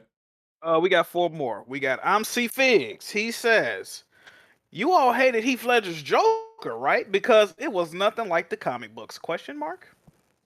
The Joker can have many. I remember the Joker being pretty psychotic in a lot of those comics, man. Heath Ledger had a very good interpretation of Joker. What is he talking about? Yeah, like the Joker is a maniac. That's the thing with see, you can't compare the Joker. What you got to get with the Joker is that he's an insane, but calculated maniac. So whatever Joel's personality is, you can have different versions of it, but it still has to be Joel. So there's only one interpretation of Joel. There's multiple interpretations of Joker. The Joker. Various writers. Come on, man. And irregardless of the many interpretations of the Joker, there's still things that are consistent with this character throughout all interpretations. Even the bad ones. There are the bad interpretations of Joker too. Like there are some. So Jared Leto. I'm about to say you should have said Jared Leto with that question. We would agree with you, brother. Serial Mint 23. Welcome back, WWP members. Besides Blandrew, he's very excited about that. All right, bro. Thank you. 2 more. We got Mook Gaming. He said, "Shout out to Bond for always firmly keeping his loafers on Alex's neck for all these years." And finally, we got Neo_Wise. He said, "Xbox has never sold a console for a profit ever," and that's all I'm so far. Sir. I don't know if that's true, but we're gonna move on. Superchat said it has to be true. Facts. Hey man, Attic gonna tear y'all up. What? Because I'm pretty sure Attic is gonna prove that's wrong. But anyway, that Xbox has never made a profit off consoles. I think they said it in the Epic Games trial. My whole argument was that they were selling it more for what they were producing it at. Mm-hmm. Whatever else they had to pay for ROD or whatever. When I say sell at a loss, I mean your production cost of the unit is less than what you're selling it, so you profit per sale. Yeah. Well, when they were selling the PS5 and Switch were selling comparatively, I do recall them saying PlayStation made way more just because of how much they were selling. Were they talking about revenue? They were talking about revenue. Like they were talking about profit. Because we know Nintendo consoles are selling at a profit from day one. I do recall saying revenue when I made that point, but fair enough. Well, I was talking about profit, so we're talking about two different things then. All right, Xenoblade 3. Xenoblade 3, some gameplay came out. That's why Jazzy's here. I didn't really watch it. Of course, I didn't watch it. But I did watch, that Splatoon gameplay. But let's talk about Xenoblade 3 first. Jazzy, tell us what this new Xenoblade 3 trailer revealed to us. Can you guys hear me? Turn your mic up a little bit. Turn up your mic, Jazzy. I thought. Okay, can you guys hear me now? Yeah. Turn up a little bit more, brother. Go ahead. All right. Get up Can you close hear to me it. now? Get up Can close you hear to me it. now? Oh my goodness. Now? Yeah, you're good. Yeah, I guess Raise them up.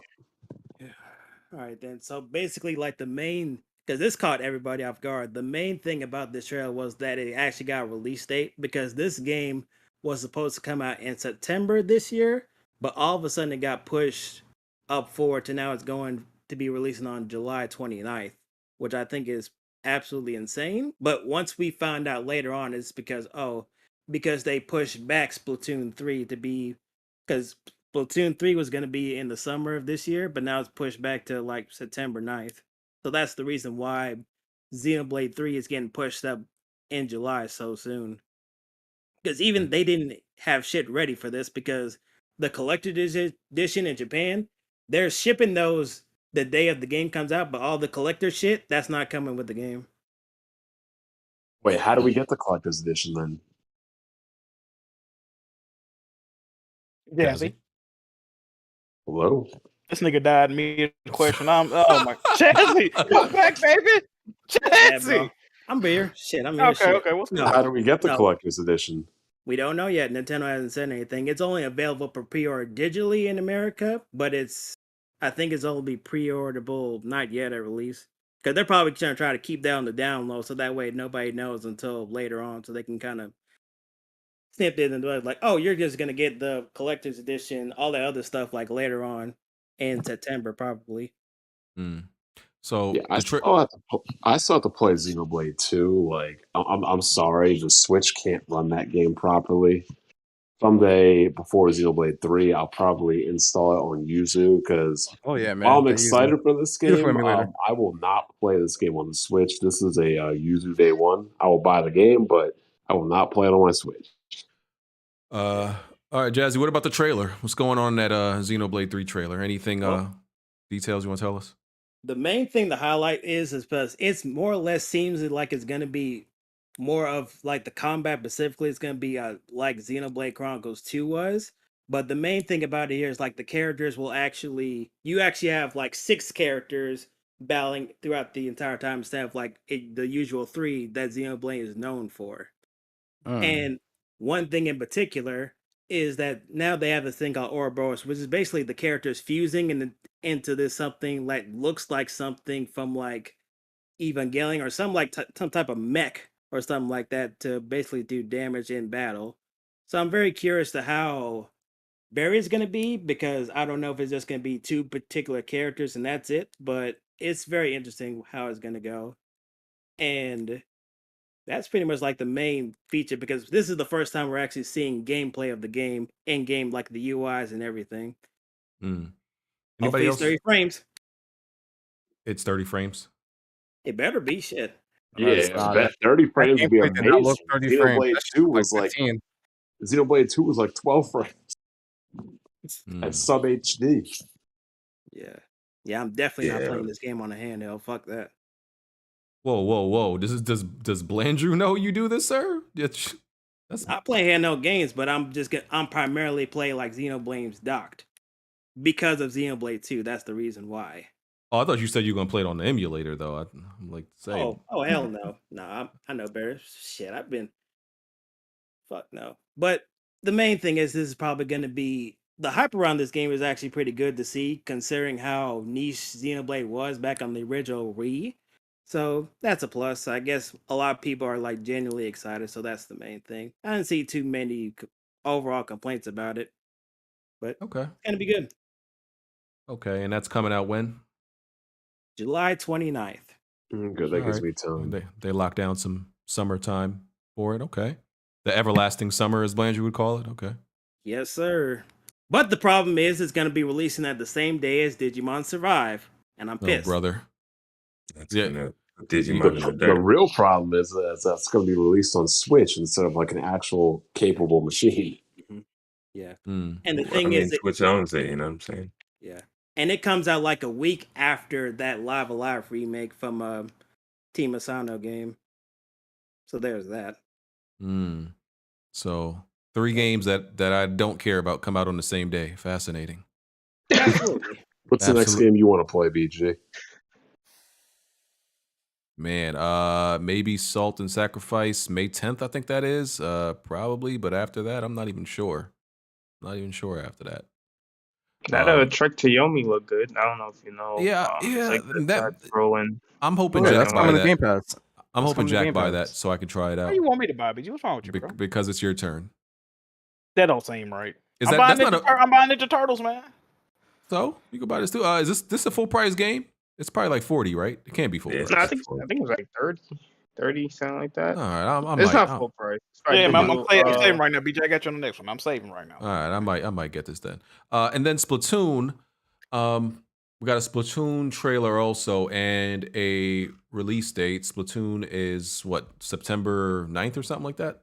Yes, that's correct. It was originally summer 2022, but it got pushed back but now we know why, because of Xenoblade. They switched the dates around.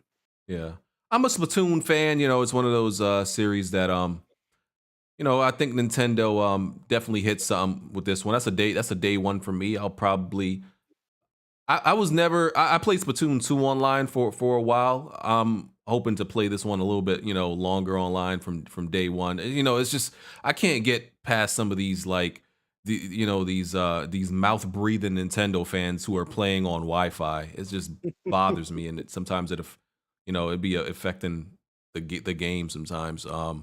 But game look heat. It looked more of the same, as the internet would call it. It looks like DLC, but to me that's a good thing. So I'm here for it. And yeah, Nintendo continues to have low key. What is DLC? Can you please define that? That's downloadable content, sir. But the internet the internet defines it as any sequel that looks similar to the last sequel. So I'm just using what the streets. Hold on. So every Nintendo game is DLC? Hey man, Breath of the Wild 2 is DLC. So pretty much every Halo, Gears, and Forza, is that all DLC? According to the streets, most definitely, yes. Oh man. According to the streets, man. So, but I'm looking forward. I'm looking forward to Splatoon 3, man. Should be enjoyable. Yeah, and the biggest thing that I've noticed they didn't announce low key is that Splatoon 3, because you remember that Splatoon 2, you couldn't have cloud saves because they didn't want to, because like the cheater situation and shit like that. But Splatoon 3, you look on the Nintendo page right now, it actually supports cloud saves. Niggas be cheating on Splatoon? Splatoon 2 had a huge cheating problem, I remember. Oh man, niggas cheating again. They cheating on Then somebody kids. Didn't somebody hack the servers and they changed the leaderboard to say like fix the hackers or some shit like that? Yep, Wow. They end up getting banned.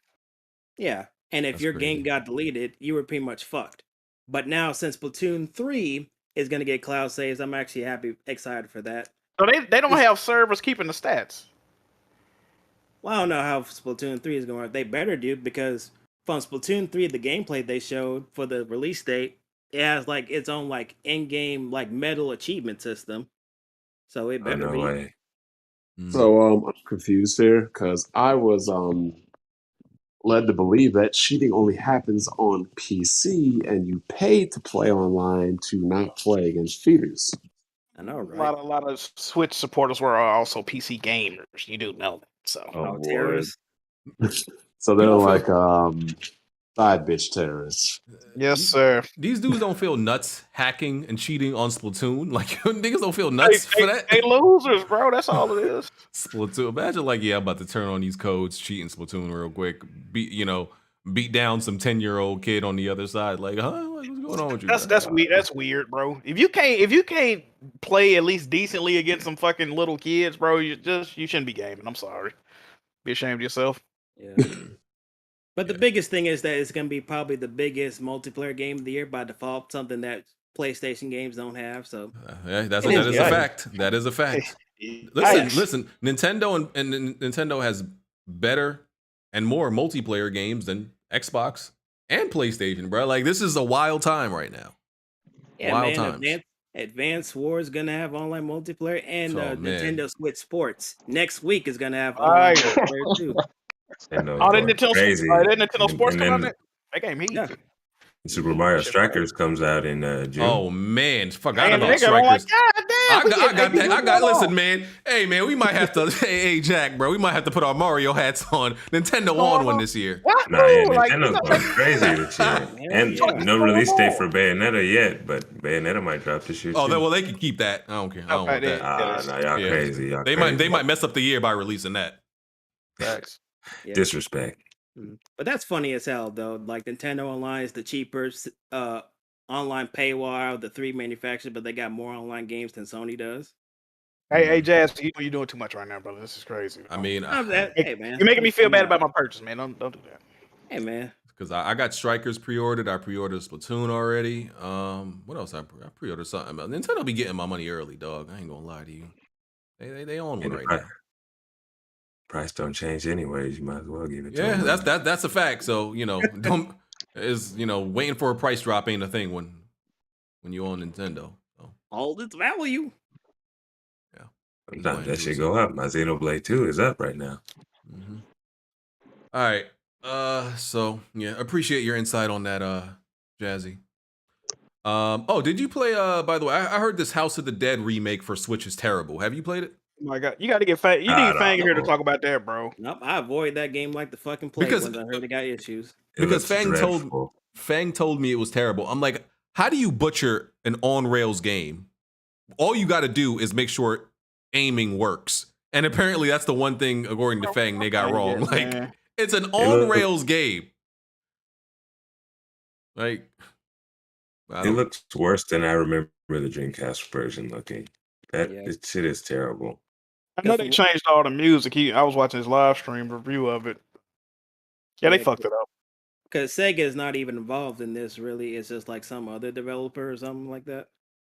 Yeah, Dot.emo or something. No, Entertainment. I forget what it was called. Forever Entertainment or some shit like that. Oh, some people I never heard of. Fang, pull up, man. Run it down real quick, brother.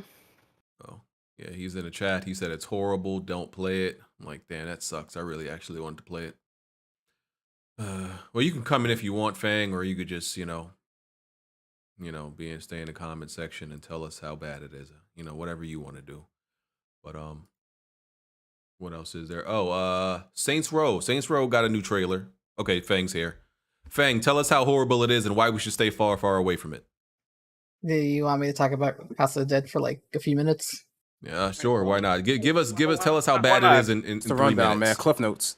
Yeah. Okay, Cliff notes. They changed the entirety of the music from the original game, so don't expect to actually enjoy any of the songs that you might have listened from back in the day. Another thing is that the art style is completely butchered compared to what it was back in the day too. If you had told me, I had to watch a video and compare the two zombies types to like each other. If I hadn't watched that video, I would not have been able to tell you, oh, that's that one. Because you can look at the House of the Dead front cover and you recognize the zombie with the two axes and whatnot. You can look at that one and you recognize them instantly. But with the fucking remake, you have no idea what you're shooting at.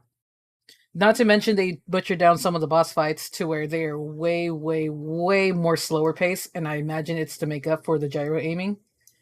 The gyro aiming on the Switch, I don't know if I should blame it on the developers or if I should blame it on the Nintendo Switch hardware. But if you can keep your arm very still pointing at the screen and it'll start drifting. The cursor will just start drifting somewhere completely different. So you're constantly having to reset the cursor to the middle of the screen. And I think at one point when I was playing, my arm was like pointing to like my closet, which is like a 90-degree angle from my screen, because I was just trying to shoot and aim.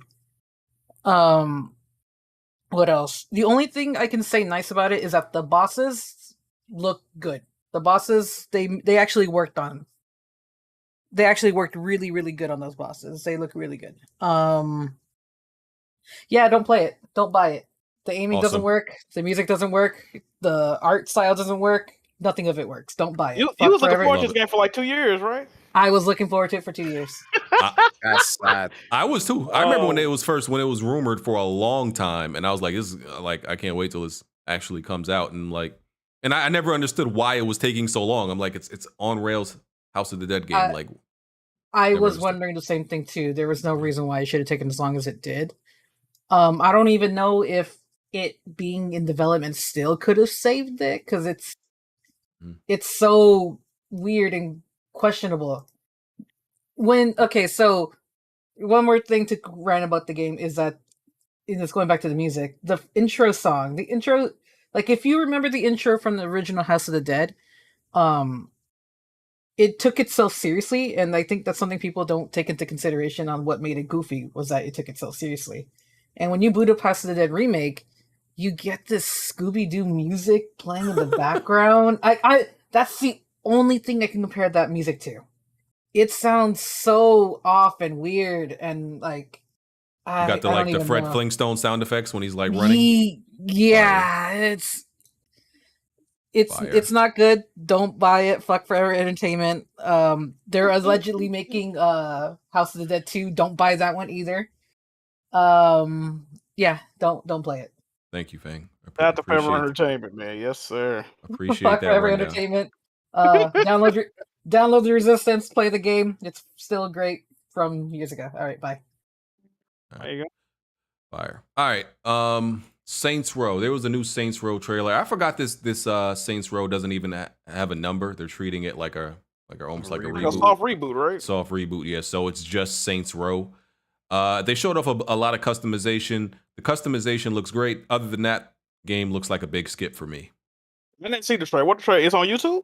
Yeah, it's a new they trailer, came out with it like what, 2 days ago, 3 days ago. Let me go pull it up. I'm gonna pull it up. I ain't seen it yet. It's mostly a customization. Let's give them credit for customization, right? Because that's one thing that they get right that we criticize a lot of other developers for. Like that customization is massive. Like from from character customization to vehicle customization, they get that right.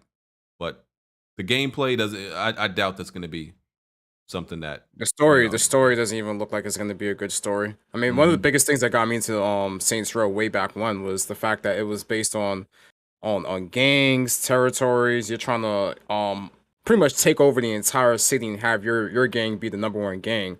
And they had a pretty good story within that wrapped into it as well. So like the fact that they moved away from it and made it so goofy, I can't take these games seriously. It's like they just went full on goofy. Yeah, You ever on your the purple dildo before? Never mind. Oh man, when did it come out? Summertime, I think. I think summer. Did they give a full release date? I don't think they gave an actual release date yet. I'm not sure, but sometime in the summer. August? I feel like it's August. Yeah. If you would have told me that this trailer was for like a new battle royale, I would have been like, oh, of course. That's how it looks. Like this doesn't look like a gangster game. Yeah, it's August for right now. That's what they're showing right now on Google's August for that game. Like game's gonna skip for me. I don't plan on buying that game. I mean, if someone pays me to play the game, I'll play the game, but no. It's like a game. It's like a day one Game Pass game. You think they're gonna go for that? It'll be it does scream Game Pass. That's what I wouldn't be surprised, low key, because Game Pass has a habit of bailing out these games that have shitty pre-order sales. So yeah, it'll be in there a couple months after. If it's not day one, best believe a month or two after the fact is gonna hit Game Pass. August 23rd. Some dude in the Discord just told me August 23rd. And it should do fine then, because it's probably not a lot of stuff is going to come out in August. There's an audience for that game though, BG. Yeah, there is. There's a large contingent of gamers, like they say they like story, or they say they like games. They really don't. They'll sit there and play that mindless bullshit for hours on end and have a great time. So listen, this will sell like, I could see it sell like 4 million. It maybe probably do. Probably do a couple mil, definitely, absolutely. And you know, like my thing about games like this is like the whole okay, we're not gonna take ourselves seriously games. That like the shit don't work no more. It's like before developers used to use it as an excuse not to create an actual story, right? Yeah. It's like, oh, our game is so goofy. Look, it doesn't take it so seriously. It's a joke. It's it's a parody. Like, bro, that doesn't fly no more. You know, like because we literally see it's just an excuse, right? That's all it is. So it's just not flying no more, bro. I'm sorry. You got to create games with substance and stuff like that. It can't just be mindless and brainless, on purpose, without any rhyme or reason going on. Like, come on, bro. I'm sorry. Mindless Talk about fan Borderlands like service that, is bro. what this looks like. Yeah. So, yeah. Moving on from that. There was a new TMNT trailer, right, Jack? No, they released 11 minutes of gameplay. They released pretty much the first 2 stages of the new Spoilers. game. Ooh, fire. Yeah. Hey, man. And the the game game is looking fire. It It's looks looking- fucking yeah. awesome. Yeah. That's one of my most anticipated games of this year. April O'Neil looks like I can't wait to play as her. I just love how they made her look. Yeah. They And do they, got look dope. The character models are definitely dope in that game. Mm-hmm. and they got some of the original voice actors from the 80s TV Yeah, show. yeah, they going said too. all the voice. Well, of course, they can't get James Avery to voice the Shredder because he passed away. But I believe the main voice cast is returning because this is borrowing from that the '87 show aesthetic, right? So Mhm. there you go. And some of the devs have came out. They've done a couple of dev diaries recently. Apparently, the game does have drop in, drop out co-op, which a lot of people was wondering Fire. about. So Animations great. look amazing. Oh, man. absolutely. Damn, they got co-op before Halo? Yeah, hey, they did, man. They did. Man, yeah. We on that BG co-op. I get Mikey. You know, I call my boy Mikey. Dog. I'll take Ralph since Raphael since you you want the range. Mikey is low key easy mode. I ain't gonna out you though. Favorite one, man. You think I had a bicycle kick? I need that. That's my favorite dude. My favorite. Oh man. Okay. Now, do you think that they will? Because this is made by the same people that made Streets of Rage 4, right? It's being co-developed between .emu and Tribute Games. Yes. Mm-hmm. Yeah, so hopefully they go deep, like with the characters and all that stuff and unlockables. Maybe you can get like the Turtles in Time models or Casey Jones and a bunch of other people. This going to PC? Yes, I believe it's on everything. everywhere. I believe it's on everything. I believe it's on Modder's about to everything. go crazy. You already know, dog. Yep. And they were saying like how every level is supposed to feel like a episode of the old show. So like the game is just looking really dope, man. I can't wait to play it. Yeah. Yes, sir. They Supposed to be coming out this summer. In the everlasting summer. I hope so, man. They got cross play? I did not hear anything about. I doubt it. I didn't hear anything about it though. Okay. All right. Cool. It should be around the same time as that Cowabunga Collection. Did you guys see the collector's edition for that? Yeah, that thing went 50 though, bro. Damn. But it's one of the nicer collectors I've ever I seen. know. I and I'm- kind of want it, man, but I can't do it. I'm gonna wait. I feel like they gonna restock and they gonna be like on sale or some shit. I might cop it then, but I can't do the 150 right now. Yeah, it's probably expensive because they got the original artist for the TMNT comic that created the series, so that's probably why. Oh, Kevin East, real shit. Yep. Yeah. Oh, I didn't know he was drawing that. Word. Yeah, that's why Yeah. the box art looks like that. But I'm That's more fire. so particularly happy that Limited Run Games does not have this, and it's coming from the comic. Bro, do not get me It's started on. I innocent. just got. Oh my god, don't get me started, bro. Don't. These niggas owe me money. I just sent them another 150 this week. I ain't got shit. Oh my god. I'm They keep finessing convinced me, bro. Limited Run is like a Ponzi scheme or a pyramid scheme. They don't have nothing together. They just tell you, oh, we gonna make this, and then when you get the orders, they take your money and then they fulfill whatever the hell they said that they had. But they never have anything started, pre-produced, nothing. It's just You know what's crazy? You a know what's stack of crazy? papers. Sis? Bro, they're opening up a physical store in 5 days. They And it's actually got gonna a be re- empty. They got a and what's crazy? I saw a picture. It's full of shit. Like why y'all can't make my games that I done ordered fucking a year ago, man? God damn. Still Yeah, waiting. they're gonna have a bunch of Panzer Dragoons in there. That's all that's gonna be in there. Hey, resellers gonna go crazy in that store. I already know. Yeah, when Go River clean that City- bitch up. Yeah, Go straight to when River- eBay. When River City Girls 2 drops, shit. Come on, Yeah, Jazzy, don't do that, bro. I still need to buy the physical for that one. You know I got to get all the editions, man.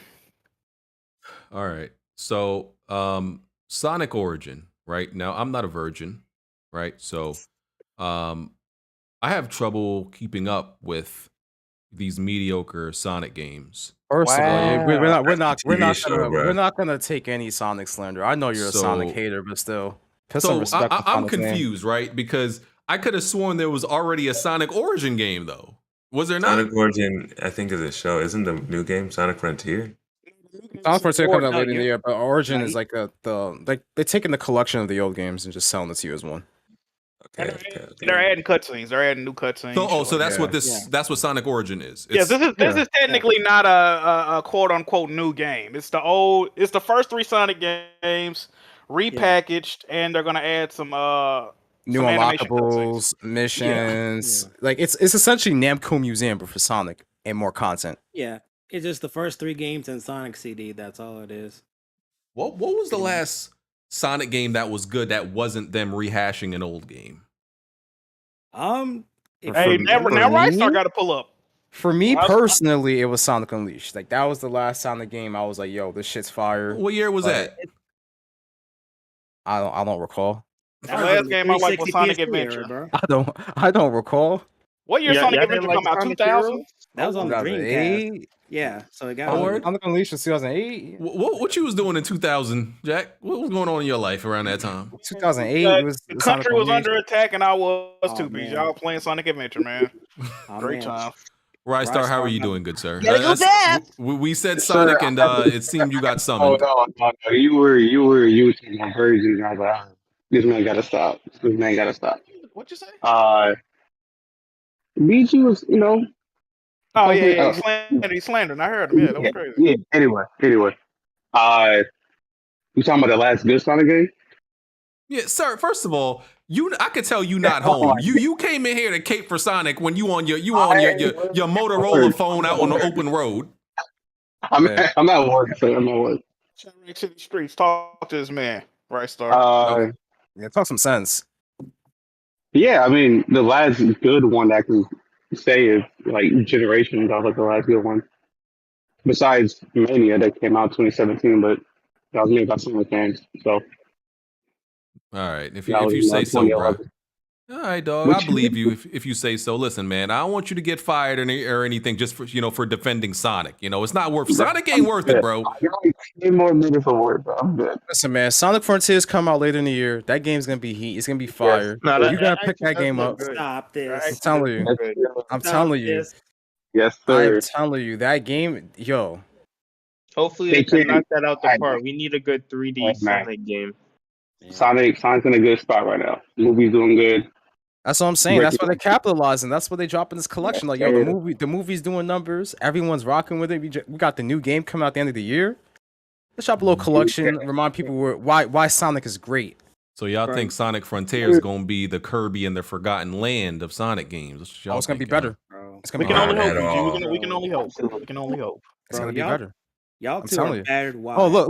We got Blandrew. Blandrew pulled up. Hey, my boy. boy. Is that the Wait, he Drifter? pulled up for the Sonic. Let's stuff? go, Not the man. Xenoblade stuff? We cannot tolerate any Sonic slander here. Blandrew don't even like Sonic, they- does he? Yes, he does. Listen, everybody. Good, Yo, brother. You good? No, What happened, bro? What's going on, man? nah, I'm all right. But BG, I need you to slow down real quick on the Sonic slander. Exactly. Thank you. Sonic Origins is actually. I'm losing my words here. Go ahead. You good? Yeah. You alright, bro? You have a stroke? Nigga? What's going on? No, Sonic Origins is absolutely shameful, though. There's no excuse for that game. The God. chart was horrible. The chart they released the chart trying to show all of the DLC packs that you get, and they made like 5 different charts when they only should have made 2. And the fact that some of the DLC is just stuff that you can get in the game. So Yeah. you It can was start off confused. with It was 100 confused. coins. Yeah, and the 100 coins is kind of like the newer. So they're trying to make it a little bit more easier for like newer gamers. So you can get 100 coins, and that's going to be sort of like your likes. but you can get that in the game. But if you pre-order it, you can get 100 coins. So that's Yeah. basically Rystar, they're charging $45 for this game. Games that are older than I am, sir. That's a I'll good be point. real with you. I don't mind paying $45 for this as long as the ports are good. People told me Like, people told me Mario Collection at $50 was too much, but some Sega Genesis games at $45. I mean, I don't care for Mario. So I mean, it is what it is. Yeah. I felt that it was insane that they thought Sonic was relevant enough to have tiers, like a tiered purchase. Like, what are we doing here? That was crazy. That was crazy. What are we doing here, bro? Come on, dog. Yeah, that is a bit ridiculous, but Sonic is still here though.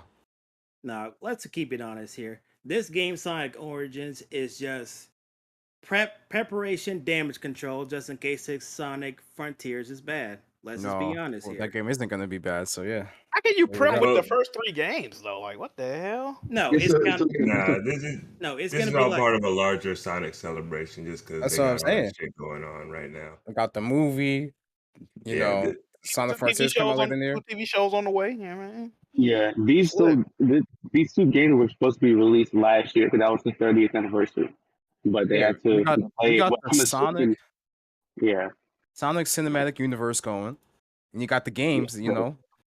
Yes, sir.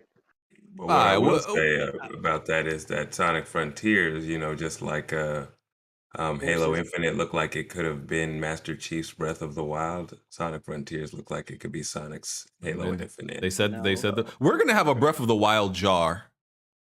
Every time somebody mentions that word, they got to put You're $1 gonna be able to in. get a Bugatti in that motherfucker. Yeah, You gotta get, every time someone says a super chat, there you go. bro, I'm gonna have a mini mansion. Sheesh. Yeah, so I sent for Sonic Origins, I sent the chart in the chat how confusing it was, and a fan just remade the chart to make it much more easier to understand. Like it was. So Sonic fans are doing better jobs than the actual Sonic team. Absolutely. Okay, got it. Okay. We're Sonic fans as far as what? They made a better marketing chart, and The chart, right? Why didn't they just put like, I guess, translucent rings or a ring with an asterisk by it on? Because the way that chart looks, you can't get everything even if you buy the most expensive version. Yeah. But that's not the case. They didn't make it look like that, but you actually Exactly. can pre-order it, and they never specified it. And then when the backlash happened, they tried to edit it on the website, and it was still confusing. so they're So it idiots. was. It's Sega, you know. All right, listen, man. We ain't about to sit here and have like a 15-minute conversation over Sonic. So let's move on Look, I here. got another Sonic fan say he want to come through. Hold on, what's going on? Let me see. Sonic, come on, Dad. Bro, Come on, I listen. got another. I'm dead ass. Let me see. I'm All these front running Sonic fans just let's see. I get it. Listen. I get it. Okay, y'all got one good movie and y'all suddenly want to come out the closet and be prideful Sonic fans. Okay, two. Now they're not ashamed anymore. They're like, oh, we could be Sonic fans out in the open. Like, Yo, it's like being a Knicks fan. You know, you can, you know, if you're a Knicks fan, you know your franchise has been bad for a bit, but you know, the one time they make the playoffs, you know, you can rep them the whole year. Oh, yeah, there you and go. then you go back into hiding. Oh, brother. Okay, All right. Here go my guy Von Red. Vaughn Red, I'm giving you 5 minutes, brother, because I can't believe we talk about Sonic this long. Yeah, man. Sonic getting the love it deserves. Can y'all hear me? Your mic is low. What's going Yeah, on, you all got- y'all mics? Yeah, you gotta turn it up. You gotta turn it up. Mic super low. Can't believe all these Sonic fans acting up. we still haven't seen Sonic Frontier gameplay supposed to release this year. How'd that work? Hold on. Raise up a little bit more. Raise up a little bit more. It's gonna be fire. You sound very It's gonna low. be the Starfield of Sonic. What about game. this? I'm like talking right next to the mic. Nah, bro, you're still like super low. Yo, I got my input is at 100. That's wild. He's low to everybody else, right? It's not just me. Yeah, he's low. Yeah, he's low. Okay. Let's turn them up on Discord then. That's weird. I don't know if that goes out to the. Let me see. Let me turn you up. Say It'll something. go out to the people that's listening to the podcast. Yeah. He drowned. He sounded like he drowned like Sonic. Damn. Come on, hey, come on, Von Ray. All right, bro. Can y'all hear me good enough now? Y'all raise me up. I'm okay. I'm gonna turn you up in OBS. Everybody else is gonna be super loud, so nobody else talk, but we'll be able to hear you. They'll be able to hear you. Go ahead. All right, that's so weird. All right, but yeah, first thing I will say, I will admit with you, the Sonic franchise, yeah, it's rocky. There's been a lot of bad games, but listen, this collection is actually good for a few reasons. The reason why this Sega dropped the ball with that stupid ass Ubisoft chart, that was a dumbass thing to do, especially when it's overcomplicated. They should have just had the 2 pictures for the deluxe and not deluxe, because you get everything if you get the deluxe, but the chart makes it look like you don't. But the reason these ports are good is because this is taking the Android ports that Christian Whitehead made that pretty much fixed the games to have like native widescreen. They fixed certain sprite animations so that it's a lot smoother. Like the special stages, for example, are a lot smoother versus the original versions. And a bunch of other quality of life fixes. So this collection is actually really good. I wish there was a physical edition. For some reason, there's freaking not. They'll probably have one later like they did with Mania. But the game is going to be good because the versions of the games, this is the best they've ever been. And there's actually 4 games here. It's not 3. It's Sonic 1, 2, 3, Knuckles, and CD. Technically 5, but I don't think you can play Sonic and Knuckles by itself, so whatever with that.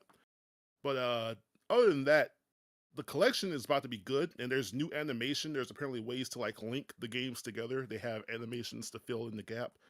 They also have missions for the games. Like there was this picture where it showed like they rank you like with the ranking system of the newer games, and it'll have, for example, I think one was like reach the goal in like under 2 minutes. One was Yeah, like they have like hard mode. Yeah. yeah, like, and like one was like don't hit I think one was like don't collect any rings and like get to the end, stuff like that. So like there's actual replayability with the games. And then they have the classic mode if you want to play the original. The only thing that sucks though, apparently the newer version, you can't play it with lives like the originals. You can only play it with like if you want to play with lives, you gotta play the classic 4x3 version. I hope that's just from the trailer. I hope That is, yeah. I'm sorry, I didn't mean to interrupt you. That is the head of Sonic team. He wants to make Sonic easier for everybody, and I hate yeah. that he does that. Like if Yeah. they had an option for okay, cool. But like apparently if you want to like if what if I want to play like the widescreen with the live system, but apparently from what we've seen so far, that's not the case. So definitely got to see what they do with that.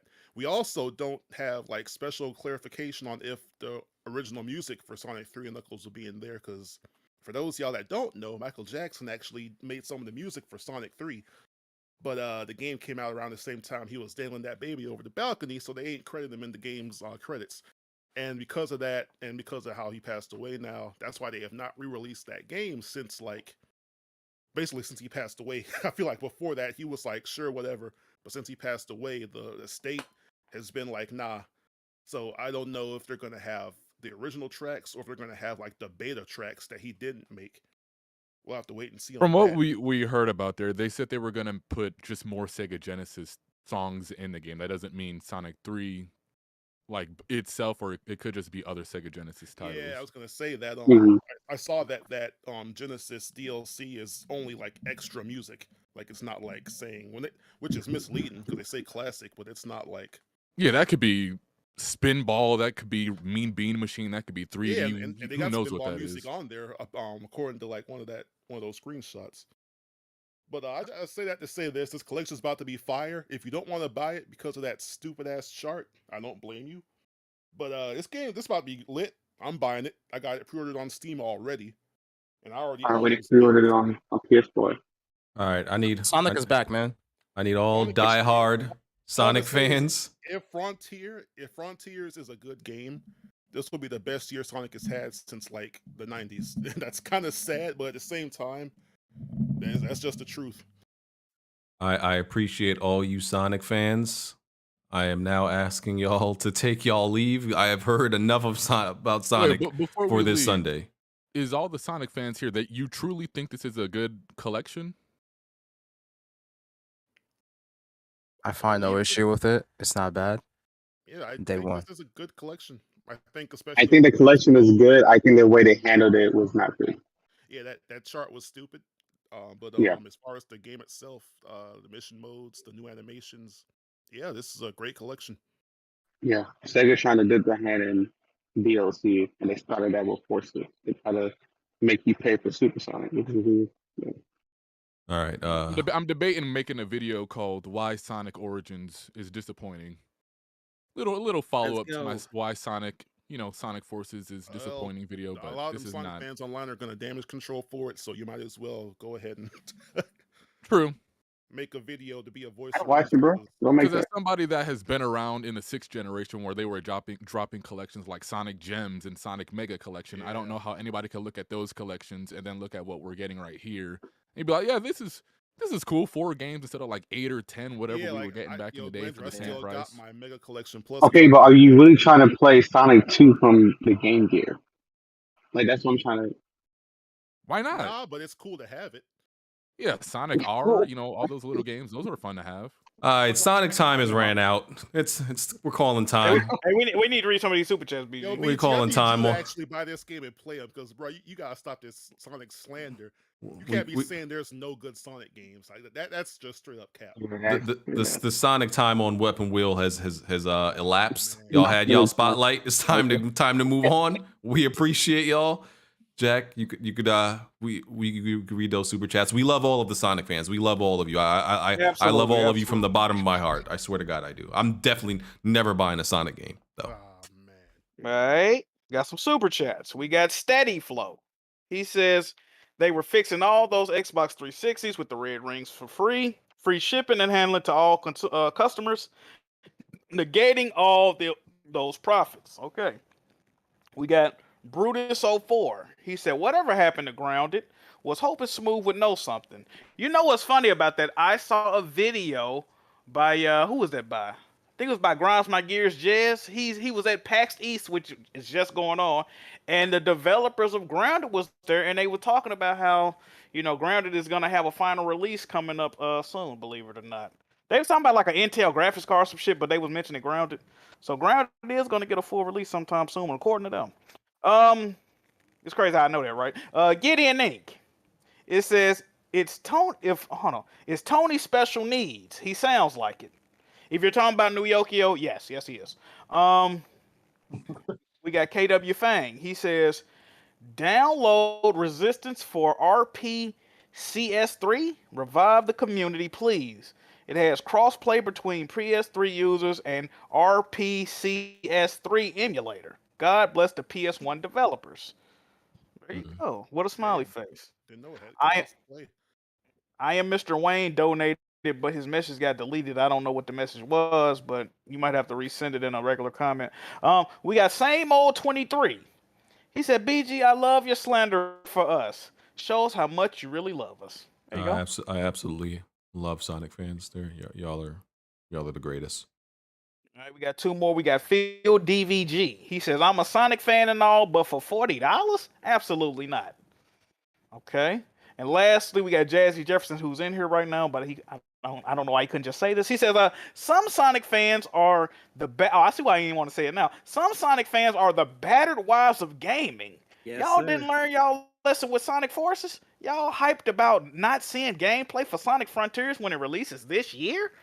Oh, hey, Jazzy here right now. Hey, y'all get up on him. If Starfield has no gameplay and Xbox fans are hype, I'm hyped for Sonic. Ooh, I like that response. I like that response. Frontiers with those overlays of the environments than we've seen for Starfield. So yeah, I don't know about all that. Mental illness. Thank you, Jazzy. My God.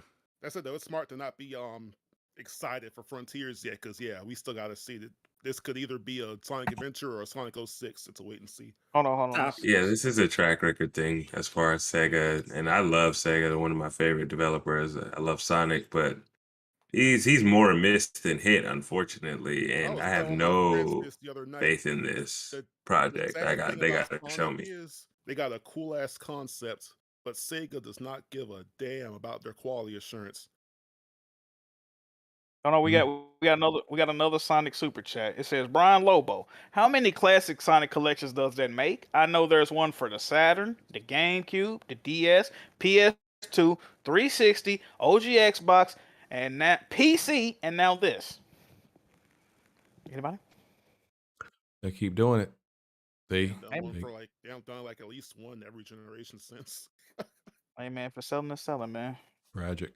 Absolutely tragic. Is that it, Jack? Yeah, I'm not hearing this from a Resident Evil 4 person that's constantly buying those. It's 2 more. It's 2 more. It says, Iron Mr. Wayne. He says, what's your rating out of 10 for the game Brink? I never played Brink. I think that was I played Brink, but I have like very little memory of it. The cover looked nice. I always like the cover. Wasn't it like that parkour Yes. first-person shooter? I never played it, but I did used to watch people play it back in the day. That one. It came and it went kind of quick, I feel. Yeah. And finally, we have Tarek Ahmed. He says, Rystar eats a Kit Kat like a serial killer, which I agree with. If y'all follow Rystar on Twitter, he posted a picture of him eating a Kit Kat. He just he don't break them off, break me off a piece of that Kit Kat bar. He ain't doing none of that. He just taking a bite at the middle of that motherfucker. I don't know what the Rystar. Yeah, he definitely belongs in jail for that. Where are you at, brother? We need you to answer for this, brother. That was crazy. That shit was crazy. He crazy. Let me see what else we got. I want to get out of here on time. Okay. Both PlayStation and Xbox reportedly are looking into ways to put in ads into their games, right? With PlayStation, I think it specifically said free-to-play games. Oopsie, can you turn that down, please? With with Xbox, I think it just said certain games in general. I don't think people have noticed, but there's already been some advertising in games already. Like, didn't Death Stranding have like the Monster Energy product placement in there? Yeah. Yeah, there's been no bird though. That wasn't no bird. Yeah, I think people are worried about like actual like when you watch Hulu, if you don't have like Hulu Premium or whatever it is, like that, or like free-to-play mobile games. Or bad with those with advertisements. Or YouTube where you just get the the graphic ad or the ad, literally the video ad. I think people are worried about those happening. I don't think it'll get that bad, but if it's product placement, I'm fine with that for the most part. But if it's like literally just pop-up ads, then of course that's an issue. But I think Battlefield had like a billboard promoting Logitech. I always thought the product placement meant and stuff like Crazy Taxi, like where you were going to KFC and Tower Records and stuff like that. I thought that was cool, but Yeah, if it's I just like like a that. regular commercial, it's just gonna be lame. Can you take me to Foot Locker? I remember that Yeah. shit. Drop me off at the Fila store. Isn't Netflix getting advertisement? Yeah, they are. Yeah, reportedly, yeah. Fuck Netflix Netflix. going out bad. Listen, like I said, as long as it's not egregious, Yeah, product placement's not a problem. Actual Yeah. advertisements and commercials would be. Yeah, literally. Yeah, like stopping gameplay just you gotta wait 5 seconds. That's I not can't good. see them doing that. I can't really Me see because neither. the backlash would be huge, right? Yeah, Like, gamers is not accepting that. I can't see that ever I happening. don't see them doing that for paid games. Even with free to play, like console players and PC players aren't gonna play a free to play game where like a loading screen will pop up and it's a fucking commercial. Yeah, I think What if they're it's between, let's say, I don't know. You'd be surprised. They can get away with it with mobile, and there's a lot of. But that's mobile. That's what I'm saying. Mobile is a different market. You know what? Yeah, but You know what? there's a Then lot you of- should say it. Like Naughty Dog multiplayer games, for example, they have a running little box in the corner of the game to where I could see them putting commercials down there or some shit like that. Remember, they were like back when Uncharted 3 was still going. They had the trailer for The Last of Us. Yeah, exactly. Yeah, they did. They did. Yep. And then you remember when I think when Red Dead was about to come out, when you booted up GTA Online, it'll have like a little advertisement for it or whatever. So I can see these games doing that. I Anime definitely List could. just said Uncharted 3 free to play had some ads on it and stuff like that. So That's what. Yep. yeah, it's There you go. yeah, as long as it that ain't bad. The Man. hypocrisy will continue because between Microsoft and Nintendo people, they're arguing back and forth about ads. Then it will be who started first, and then it will be who followed, and then it will be they wouldn't have followed if they didn't start it. So get ready.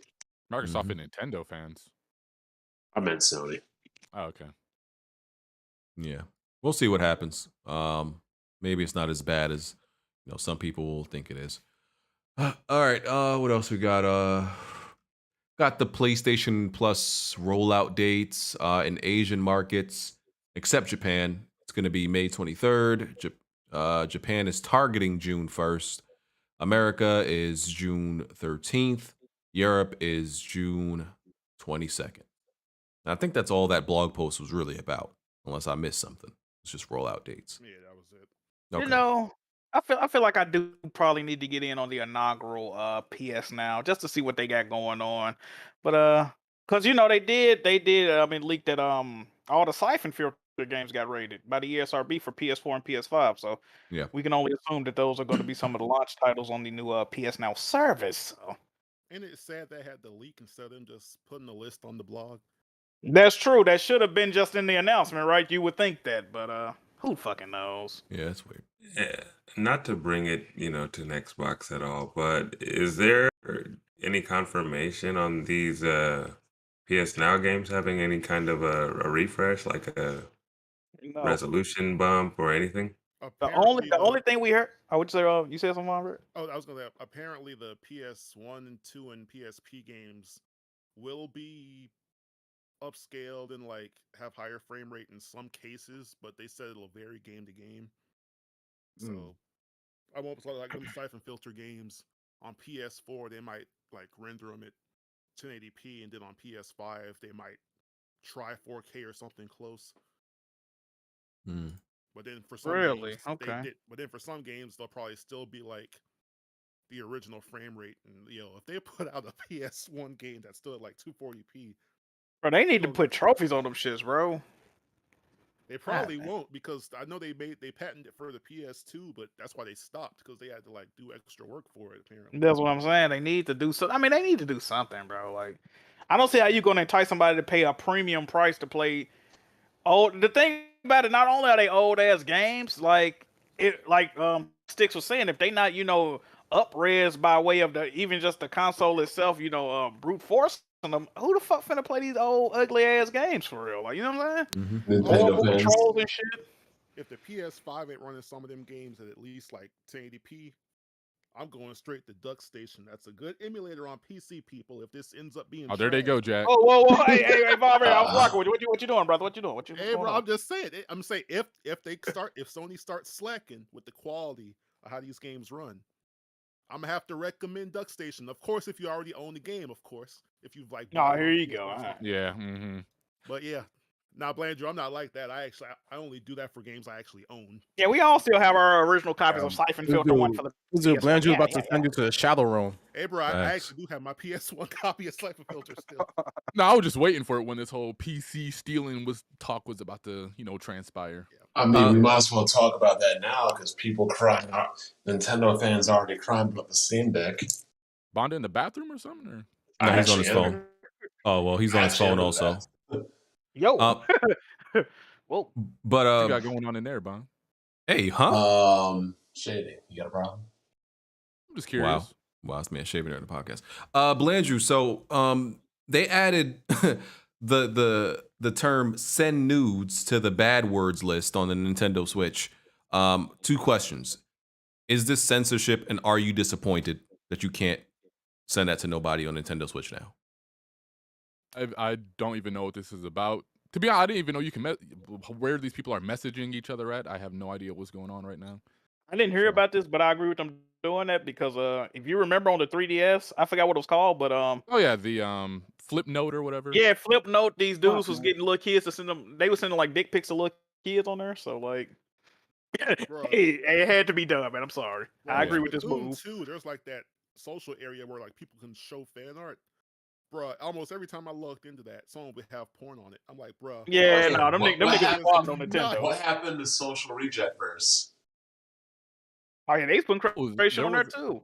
No, they got rid of that a while ago, because they were saying, it was an interview where they were like, yeah, Japan, they were cool with it, but when we went to the American side, we saw like a bunch of schmeat, as Jack Move would say, clogging up the little pictures and stuff. Bunch of American weirdos. Yeah. How much of a weirdo you gotta be to actually send that kind of stuff on a Nintendo, on the console in general, but especially a Nintendo? Well, they know who they were sending it to. They knew they all this. Yeah. Bunch of Caucasian weirdos being, And Blandrew, what's the situation with SEGA developing a reboot of Crazy Taxi, Jet Set Radio, and I saw y'all. I saw that y'all was happy at first, and then I saw y'all was sad. I don't know what happened. The hype for those games existed for about a good 10 seconds until, like, I think it was Deontay or somebody in the Discord said, nah, man, these are going to be games that they're going to constantly try to find ways to monetize. They're going to be free to play. I'm like, What? Really? I ain't know that. Yeah, Is that they're going to be true? free to play games that they're looking for ways to monetize. Yeah. I Trash. thought they were going to be big budget AAA games. That's what they No. said it was supposed to be. But then if you read into the actual post, they said it's supposed to be free to play games where they can constantly charge you for things and stuff like that. I was like, all right, so much the hype for- is gone. Yeah. Can they just remaster Jet Set Radio Future already? God. They're not going to do that. They have to Nah, monetize oh it. yeah. You guys heard about Bomb Rush Cyberpunk though, right? Yeah, y'all need to buy that game. Shoot. Yeah, it's made by the creators of it. So Yeah, I know what you're talking about. close enough. Team Red Look 5. good. Look good. And even with that, like Crazy Taxi and Jet Set Radio are not games you need to put a stupid amount of money into it. You could just do it That's like what I Panzer was saying, Dragoon man. or Like, what do you have big budget? Where's the Dreamcast House of the collection at Dead or already? something like that, and just make that for $29, $39.99 and be done with it. They don't even have a game where that can even work, honestly. Did y'all ever? They don't even make AAA Sonic games anymore, let alone That's what I'm Jet Set saying. Radio Yeah. and Crazy Taxi. Y'all ever play Crazy Taxi 3? No, it's an Xbox only game, right? Yeah, I know. I didn't know about it until like a couple of years ago. But yeah, I never played though. I didn't know it was another Dino Crisis game either on Xbox only. God, yeah. The It's joint where they was in space? dinosaurs in space. Yeah, they was in space on that joint. BG keep asking for a new one. That's the reason it's dead. Hey, I'm getting that new one. It's called Exo Primal. That Exo Primal look like dog shit. Well, that's a shame because Konami and Sega, I feel like, are sitting on mountains of IPs and don't ever do shit with them. Yes. Just turn them into pachinko machines. People seem to be happy with Konami as of late. Well, Yeah, they doing the Cowabunga Collection, ain't they, Konami? Yeah, the Cowabunga Collection. They got a game that's selling like 3-5 million in Japan right now. Some little party game. They making a little comeback, man. They're making a little comeback. Oh yeah, that Yu-Gi-Oh too got over 20 million. Yu-Gi-Oh. Oh God. So hold up. Speaking of Yu-Gi-Oh, BG, are you watching people or are you ducking? I have not been playing that Yu-Gi-Oh. Listen, when I So learned why they that playing it? Why you ain't doing it?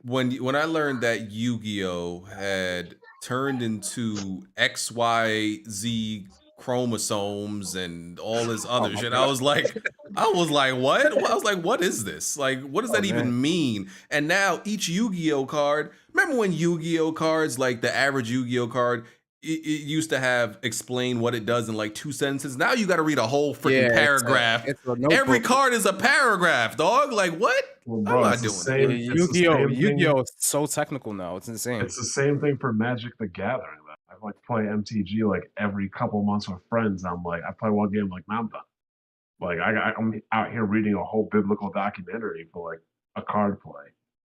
It's insane, bro. All over a children's card game. But the difference is, BG, I was never out here saying I was going to wash everybody. Hey man, You said you were going to wash everybody, but you ain't even have enough quarters to pay for the laundromat. I was talking about vanilla Yu-Gi-Oh. First Oh. generation Yu-Gi-Oh. Yeah, So Dark like Magician, 20 Blue Eyes White like Dragon. 20 years ago? Exactly. The simple stuff. The most complex I get is fusions. Okay, that's it. And Exodia. That's it, dude. So you haven't played the game in clearly over a decade, but Since you're the 90s. saying That's like Nope. 20 years now. I was talking trash when I never even knew XYZ and pendulums, and I'm like, pendulums? I'm like, who that? Like, what is that? Like, come on, bro. Like, pendulums. Like, nah, I'm good, bro. Y'all can have it. I sold the laundromat. I sold it. Gave it to somebody else. Opening, grand closing. Yeah. I've never heard of a person that says they're gonna wash people so much and never even like plays anybody. Hey man. I'll let Speaking of y'all. which, BG, I'll let y'all know when I'm I'm. for Elden Ring. Oh, brother. Oh, People have been hitting me up to be like, please don't stop, bro. I want you to make that review, dude. I'm like, I don't know, man. I'm Don't do it. distraught right now. it you should be. Souls game, right? $65.09 out of my pocket. I really don't think you would. I really don't think you would have beat it in time, though, Blandrew. I really don't. But you know. I mean, BG, can we get an updated Elden Ring? I mean, right now I'm in the I passed the Mountains of the Right. Giants. Mountains of the Giants. Is that what it's called? The whatever it's called, Mountain. Did you beat the Fire Giant? Yeah, I beat the Fire Giant. Oh, okay. Bland, Drew, was Elden Ring going to be your first Souls game? I played a little bit of Demon Souls and Bloodborne back in the day, but Elden Ring was going to be the one that I actually finished. Jack, you asked me what I think. Yes, sir. I listen. The game is great. It's nowhere. It's definitely doesn't live up to the hype and the acclaim that a lot of people gave it. A lot of the hype beast. Don't listen to hype beasts who have only played like 1 or 2 Souls games. Because it's kind of like what Bond said earlier, right? If with like Far Cry, right? Somebody whose first Far Cry is Far Cry 6 probably think it's the greatest thing ever. But, if you played all the previous From Software games plus the Souls games that are not From Software games, then this game is going to be great, but it's not going to be amazing to you. I actually hope the next From Software game is linear and not open world, because I don't think the open world necessarily makes this a better game. It's different, but I don't think it necessarily makes it better. I think having so many bosses in the game is actually a bad thing because you suffer from boss saturation. And that's the thing about Souls games is the thing about it. The exciting part is that there is this limited amount of bosses, so that makes each boss special. But when you have, I think according to reports, there are 120 bosses in this game, right? And obviously most of them aren't mandatory. There's only like, I think 10 mandatory ones. But even when you get to the mandatory ones, they don't feel special because you done killed 60 already, right? I think currently I'm at like 7. I've recorded all my boss fights. I think I'm at like 70 total. So every time I get to a boss, I'm like, this doesn't feel special. And the bosses are and the bosses aren't that well designed. They don't feel unique. It's and the rewards for those bosses are menial most of the time. It's not like you're going there and getting a fat piece of armor or a good sword every time. You'll go there and get a butterfly after taking 10 hours to fight a giant snake. It's like, what the hell is this? Why would you give me this? What do I use this for? There's no guidance on it. It's just like, great game. Take it to a mountaintop. Great game, but not the best Souls game. No, not the best Souls game. Like some people are claiming. Like Hype Beast are claiming. That's all. How's my mic sound now, out of curiosity? You still sound low as fuck, bro. What the? This is a Blue Yeti Nano. What the hell? Did you turn it up on the mic? On the mic and in Discord. You got to turn it up on the mic and also make sure it's turned up in Discord and So yeah, that's but I'm definitely enjoying it, man. It's just not what the hype is. That's not it. Let me see if I got anything else.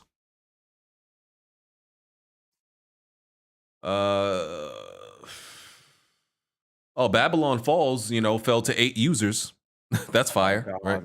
I've been telling people for months that game was gonna flop. Yeah, it has Random games down bad, bro. Literally 8 users. 8, meaning there's more people watching this podcast than there are people playing Babylon's Fall. That's wild. There's more people in this Discord and literally in this room than people are playing Babylon's Falls. Yeah, we get a lobby going on Babylon's Fall, man. If you can even do that, what we doing? What's up, man? Private match? Let's get it.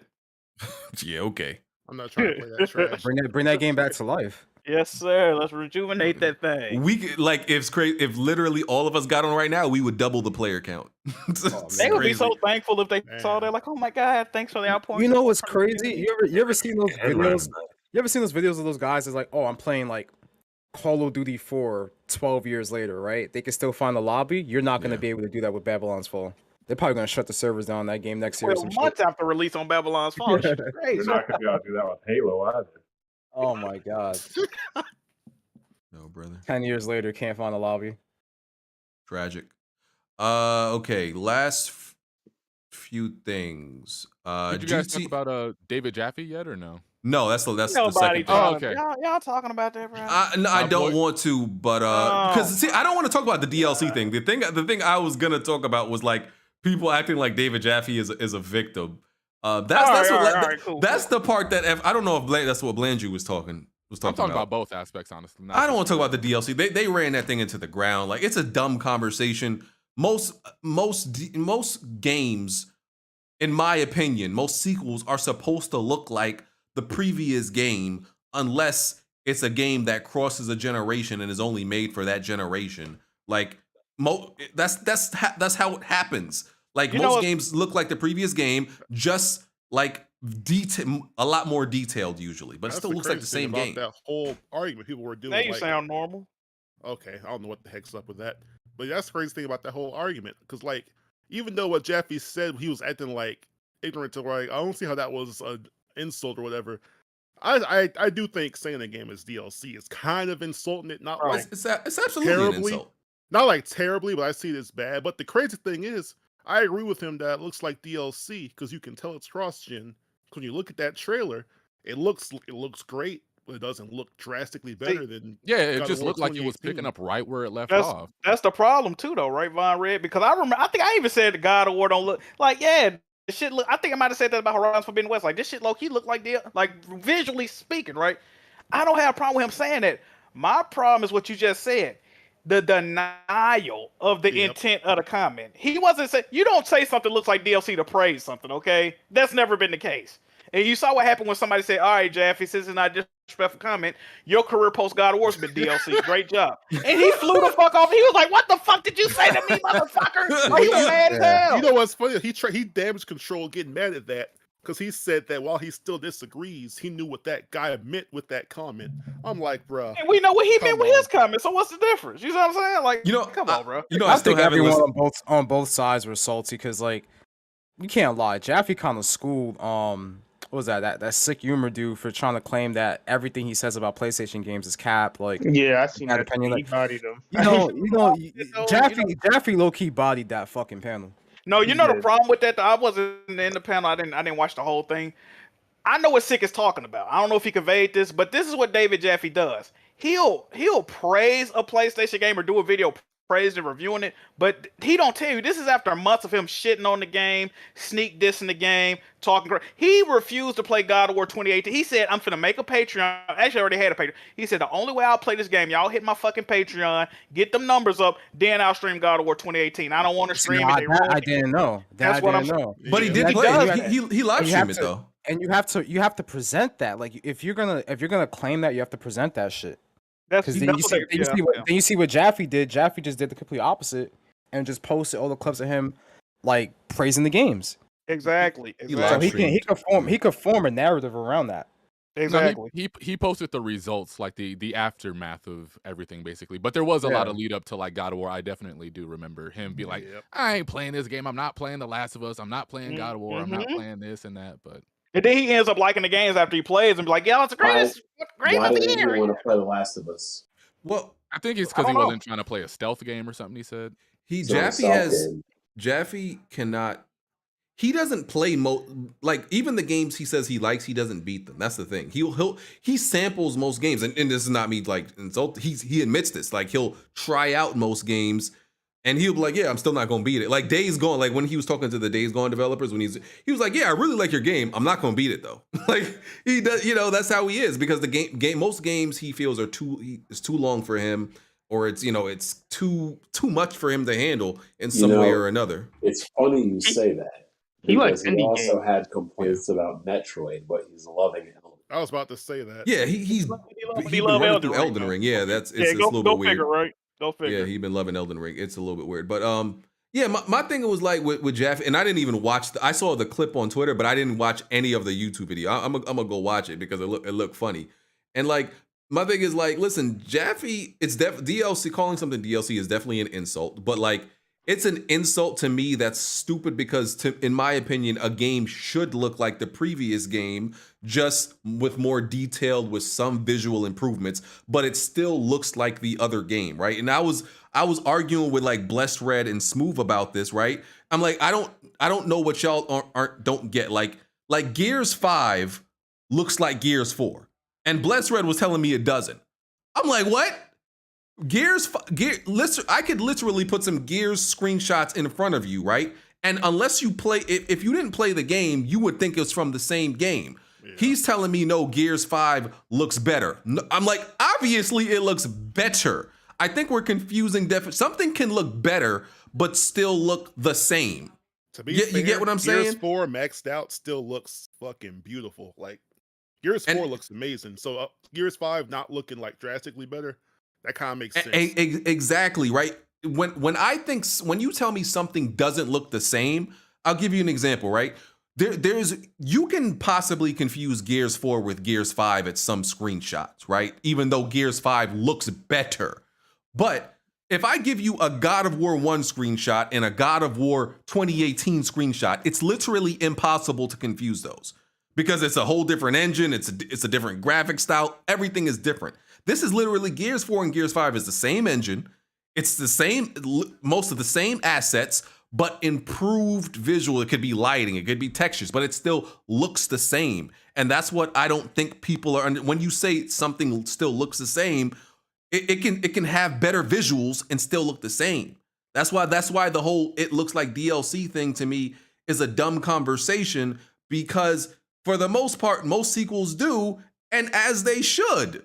Like, there's no reason, like, for the most part, every sequel should look drastically different from the first. That doesn't even make any sense. I'll say this because I watched a lot of that interview. What he was basically saying is that it didn't show enough of like a wow factor in that trailer to be like, wow, this is what separates it from the game of the past. Oh, it's and that's not a hot take. Like, no, he brought up Kirby and the Forgotten Land, like how they introduced mouthful mode and how exciting that was for everybody and what that did for the gameplay. He was like, God of War had nothing like that outside of some type of grappling hook and enemy types, and he said that's not really something to be hyped for in a sequel. He wanted to see more. So, like, bigger enemies, maybe being able to be. I don't have an issue with that statement. I don't have an issue. He's excited for Dark Souls 4, aka Elden Ring. Like I said, I think some people have an issue with what he said. My issue is how it was meant to be an insult. It was meant to be a slight on the game. Whether it was, it ain't no major like, oh my god, the dev should block. Like, it ain't no shit like that. But saying something like a DLC is not a positive thing. It's just not. And then like the whole, like I can't believe people think that David Jaffe should be like spoken to with like he's the queen of fucking England or something because he created God of War and like Twisted Metal and Kinetic and a few other things. Like, listen, David Jaffe, Jaffe likes that type of like energy, bro. You think he goes on the round table with King Thrash because he wants to have a conversation that he has with like Colin Moriarty when he goes on Sacred Symbols? No, he knows the type of energy they on. He knows that's a different like type of whole type of wave they on and type of vibe they on their podcast. He knows that because he's been on before. He knows how they are. So people acting like Jaffe just walked into like a trap, like some type of innocent victim. No, Jaffe's on that type of wave. That's who he is, bro. What's crazy about Jaffe to me? What's crazy about Jaffe to me is this: he didn't want to work for what was that company he didn't want to work for? That game he didn't want to work for? Tencent, I think. Tencent, because of China. So he won't take a job because he doesn't like China oppressing people, but he has no problem with a regular athlete suppressing women. No. But he was saying on Colin Moriarty's little show this week that he likes to fight. He likes to be in the mud with exactly. The people. He loves it. Yeah, like he'll be back on that same podcast that he was arguing with. People were saying, bro. They were so disrespectful. He likes that energy. He'll be back on that podcast sooner rather than screaming and cursing at people, bro. You gonna get the same energy, bro. Exactly. You're not immune to it, brother. Because I've seen I've seen him go on other podcasts and talk, and they've talked to him like he's like, don't you think like they were disrespectful? You created God of War. I'm like, why do y'all keep bringing that up? So what? And this is not this is not an insult to Jaffe, but so what? You get the energy you get. Like I'm not talking to somebody differently just because they created a game I like. Like if Neil Druckmann came on, right? I'm not gonna talk to him like how I talk to Jaffe, only because Neil Druckmann doesn't seem to give that type of energy. Jaffe is with the shits. It's the way you carry yourself, bro. Point Exactly. blank, If Neil Druckmann came on and he was with the shits, I'm like, listen, this is how I'm gonna talk to Neil. I'm definitely gonna press him about factions no matter what. But it's about the energy you get. That's the thing too, though. People talking about level of professionalism. He Jaffe comes on saying, he pull up saying, "Look here, motherfucker." Like, okay, well then, okay, like, come on, brother. What Jaffe is the least professional person you will ever meet. Like, which is cool. We like that type shit, right? So, you know what I He mean? stumbles into the room. Yeah, guys, I just had an edible. But listen here, right? Listen Exactly. to what I gotta say. Exactly. Remember the last time he was on here? He was like, "Listen, I'm high and drunk as hell." I'm like, and this is the guy y'all want to come to an interview like that. Come on, bro. Like, Jaffe not the one y'all need to like save and like put on y'all cape for. Jaffe can defend But you know himself. why they doing it though? It's just because it's been the narrative around the PlayStation fanboys, and then everybody can run with that shit. It has nothing to do with. They don't give a fuck about David Jaffe. And if you know David Jaffe, you know this is nothing new, or you know he's been on the round table and all that several times. That's But the craziest part. it's just an opportunity to dunk on. The people No, that go were ahead. coming at him saying like, "Oh, y'all so disrespectful." So these were some of the same people that were like shitting on him and saying way worse when Bro. he couldn't get out of that room in Metroid. Bro, Like, it was the same people. Hey, David Jaffe had a weekly podcast with Zaire. This ain't no, come on, bro. Like The the dude Ebony that and Ivory pointed to suck my podcast. cat's dick. Like, come on, bro. Come on. We're not doing Yeah. this. Like, come on. It's like some of these dudes be kissing up to Jaffe. Like, listen, this nigga can't even get y'all. If he was still like developing games right now and he can maybe get y'all a free copy of the game, maybe I could understand, but I don't even know why y'all still kissing this man's ass. He can't do nothing for y'all. So it's like, bro, oh no, man. It was just funny. But Yeah. Well, the shout out other to side Jaffe. of that was, you know, the community that is trying to weaponize the whole Jaffe thing is also they have a very professional, let's say, relationship with every executive that they come into contact with. You know, they can't help but kiss their ass and Yeah, they be fucking, yeah, you know. And people got to realize once again, not everybody on here is depending on YouTube. And listen, if you depend on YouTube, it's okay.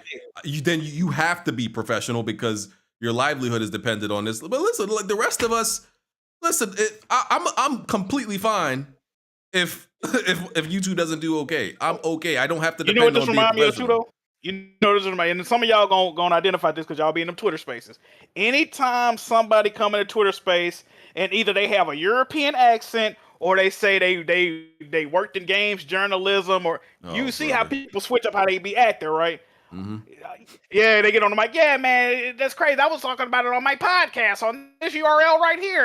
Yeah, shut the fuck up, man. Oh man, it's Niggas like, be dick eating, boy. This shit is crazy. it be bad, dog. Like, man, I don't care about that. Like, listen, like, I don't do this full That's what it's time. really I don't. about, though. I don't rely on YouTube to survive, so I don't give a damn about being professional. Fake it till you make it, dog. Fake it till you make it. Why aren't you kissing Jaffe's ass? I would have totally kissed his ass if he came to my podcast. This is insane, King. It's about being professional. What are you guys doing over there, buddy? Professional. This was a bad look for gamers today, ladies and gentlemen. Have you I was so confused, bro. I was so confused that week. I was like, is this the same David Jaffe that I'm thinking of? Have y'all met this man? Have y'all had a conversation with this man? Niggas was typing think pieces on Twitter about the shit. Hey, that shit was funny, bro. Like, listen, crazy. David Jaffe fits perfectly into this side of the community. Like, perfectly. He come on, bro. He fits in come on, man. If no other developer could translate this community, it's Jaffe. Like, I want Cliffy B to come to YouTube, man. He'll be on that same type of time. That's what I want to see. Oh man, I don't think I got nothing else. Let me double check. Were there any more super chats? Let me reload them real quick. Oh man, y'all some funny dudes, But man. you were saying something about Rockstar, BG, before we Oh yeah, Rockstar apparently removed transphobic character dialogue from some part of the game. I don't remember which one it is. Are they going to remove anti-racist and other hateful dialogue? Absolutely not. They removed the Confederate flag, apparently. There's a random event that you can find in GTA 5 where two naked hillbillies is raping a woman on the side of the road, ass naked. Did they remove that? That's wild. Oh, you know what they removed also? Well, not Rockstar, but from Spider. Remember the Spider-Man, the Sam Raimi Spider-Man? Yeah. When he was that line in the ring. Yeah, when he was in the cage match with dude, and he was like, "Oh, did your husband buy that suit for you? That outfit for you?" They removed it. They really removed that? They removed it from the new version. Yeah, if you buy the movie now, it's removed. Wow, all it That's says crazy. is that's a cute outfit. It just continues to fight. Yeah, That was one of the like funniest those things in the movie, people. though. Come on. Those people still exist. It's not like they don't. It's crazy that they just take it out as if nobody could say Equal that at all. opportunity. Hey, Rockstar's equal opportunity. They make fun of every. That's the whole point of GTA. It's a parody on American life. Like, so why are we starting and that conversation is one of the biggest aspects of people living in America. That's a real big hot button issue. So why would they take that out? That community, as we've said, and it's been proven, is more powerful than other communities. That's why that's why I say if I ever get banned off Twitch or Twitter again, I'm coming out as a gay transsexual. I don't give for what I got to claim, nigga. Hey, you ain't canceling me, nigga. You would not cancel me ever again. I will sue y'all, motherfucking ass. You gonna be Jacqueline Johnny now? Yes, sir. I am a transgender amphibian. Goddamn, whatever I got to call myself, nigga. I'm with it. All right. You gotta say don't forget non-binary. You gotta keep that. Oh yeah, non-binary facts. Yeah, remember I was telling Like to BG, dissociate I would myself put from that those on comments. every job application was non-binary. Facts. we got two more BG. Two more go ahead. super chats. All right, they both from Tarek Ahmed. Firstly, he said, "I just beat Melania. This game is overrated." Okay. Melania is easy. I heard she was one of the hardest bosses. She not? From noobs. I mean, like you can cheese her with so many different things. It's insanity. The game is not hard at all. It does have a very high platinum rate. There's so much broken crap. Jack, speaking of platinums, I have the platinum. Thank you for proving your point more. Yeah. All right, we got and finally, Tarek Ahmed said, "Dudes that can't even stand up was standing up for David J." All right. Hey. Oh Wow. no! Wow. Oh no! Shit, Tony Polanco. Low blow, man. Y'all taking Come low on, blows dog. out here. Come on, dog. Y'all gotta stop this, man. Y'all taking low blows out here. This dude Tarek crazy. Shout out to my guy, man. Yes, sir. That's it. Yeah. Who Alright. made that donation? That was Tarek. Y'all wild. All right, man. Listen. Good show, everybody. Let's go do these outros and get on out of here. Go to After Dark. Vaughn Red, since you're here, you can do your little outro. Thanks for having me on for a second. Had to come in and speak that facts about Sonic. Pick up the collection if you want, but at the same time, if you don't buy it, don't feel bad because Sega's still fucked up. And of course, the PC version has the Nuvo, so yeah, do with that what you want. But that's it. I don't really upload anything right now, so peace. All right. Sticks, appreciate you coming on, brother Sticks. Thank you for having me, Mr. BG and Jack Move and the rest of the panel. Shout out to you guys. Good show. It's your player partner, Sticks here. Follow me on Twitter. It's at Get On The Sticks. That's 2 I's and an X. And, just follow my exploits there. Shout out to everybody again. All right. B Staples. What's up? Thanks for having me. It was a good time. Follow me on Twitter at B Staples. All right. Dope. Yo, make sure you guys follow me on Twitter at DopeIsJ. You guys can also catch me on Kiss Moose channel every Wednesday, Planet Xbox. And thank you for having me, guys. Let's go. Right. Jazzy. The only game that matters this year is a game called Digimon Survive, and it comes out July 29th. And I hope all of you support it because it's multiplayer across the board. We need that. You actually think this game's going to be good? Who's we? Oh, absolutely. Yeah, it looks cool. Okay. I did play that Digimon game that was on the PS1. I think it was Digimon PS1. World. Yeah. That fighting I actually liked it. Oh, a fighting game. It was a fight. It was a fighting game. Pokemon excuse me, Digimon Rumble or something probably. Yeah, Maybe. that's what it was. Yeah. Okay. Blandrew. Sorry I couldn't be on these past couple weeks, ladies and gentlemen. I've been advancing in life, if you will. So I'm trying to be back more often. So there you go. Yeah, I should be here next week though. And speaking of July 29th, the true game of the year, Xenoblade Chronicles 3, which you do not want to miss out on, will be releasing that day. Make sure you guys check it out. It will be amazing. The third chapter in the Xenoblade series. Oh, see, you know, it's funny you should say that. So we don't count that trash that was Xenoblade X, do we? I mean, in the main series, 1, 2, and 3 all connect. So, yeah. Well, I will be buying the collector's edition and supporting it, Blandrew. Yuzu Day 1.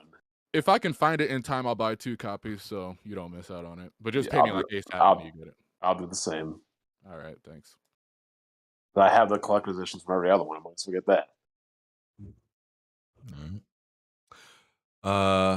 Jack Move. Hey man, appreciate y'all boys for watching. JiggyMerch.com, get in tune. Jiggy Battle League, we coming back real soon next month, man. We got 5 battles on the card. All right, it's gonna be a complete and utter fucking disaster. Y'all not gonna want to miss that. Is that it? It hit that Weapon Wheel Patreon up, man. I'm in crippling depression right now. My wallet is in the figure 4 leg. Like I've been buying nothing but nigga shit all week, and I gotta stop. All right, please help. All right, send help. Like button.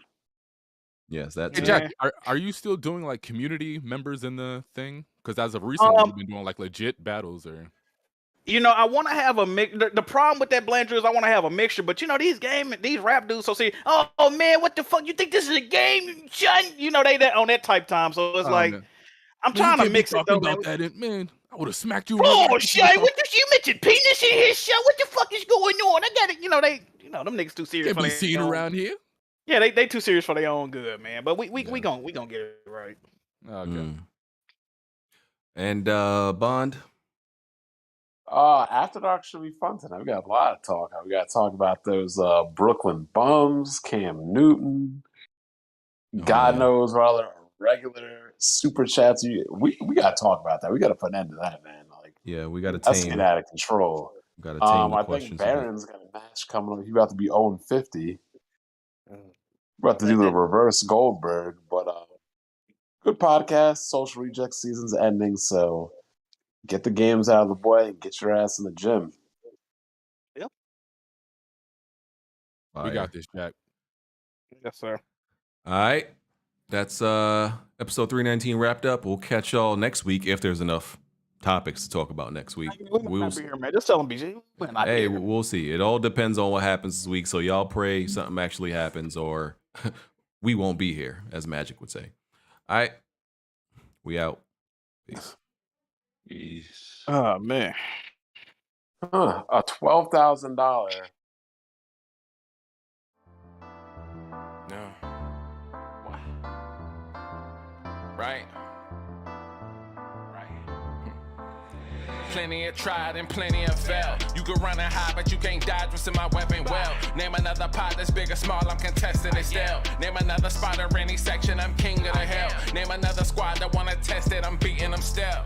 Bye. No, you can't dodge what's in my weapon well. Name another pot that's big or small, I'm contesting it still. Name another spot or any section, I'm king of the hill. Right. I know my bro King got me, see that's a black bond that can't be broken. No Idris Alba, I'm a black bond, aim in a scope and all black panel, you can never try playing us token. Yeah, we playing games, but now one of us playing or joking. Not at all. Oh wait, then Jack Move came in with the trophies, God in a lane of its own. Like how can you gamers approach me? So kids move to body you in Halo, then send your family an angel emoji.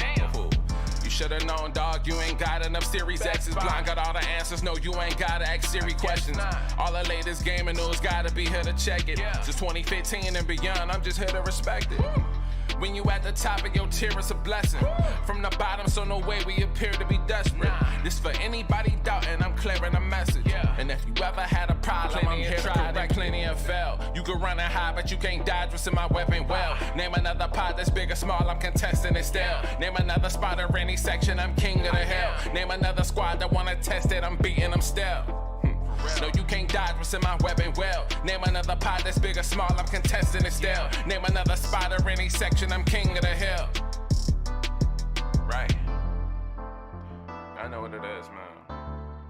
Weapon World Podcast. Y'all know what we got in the building, man. We got BG. We got Kid Smooth. We got Jack Move. We got Black Bond. I mean, Blandrew. I mean, what you can't out strafe us, bro. Like, the strafe too strong.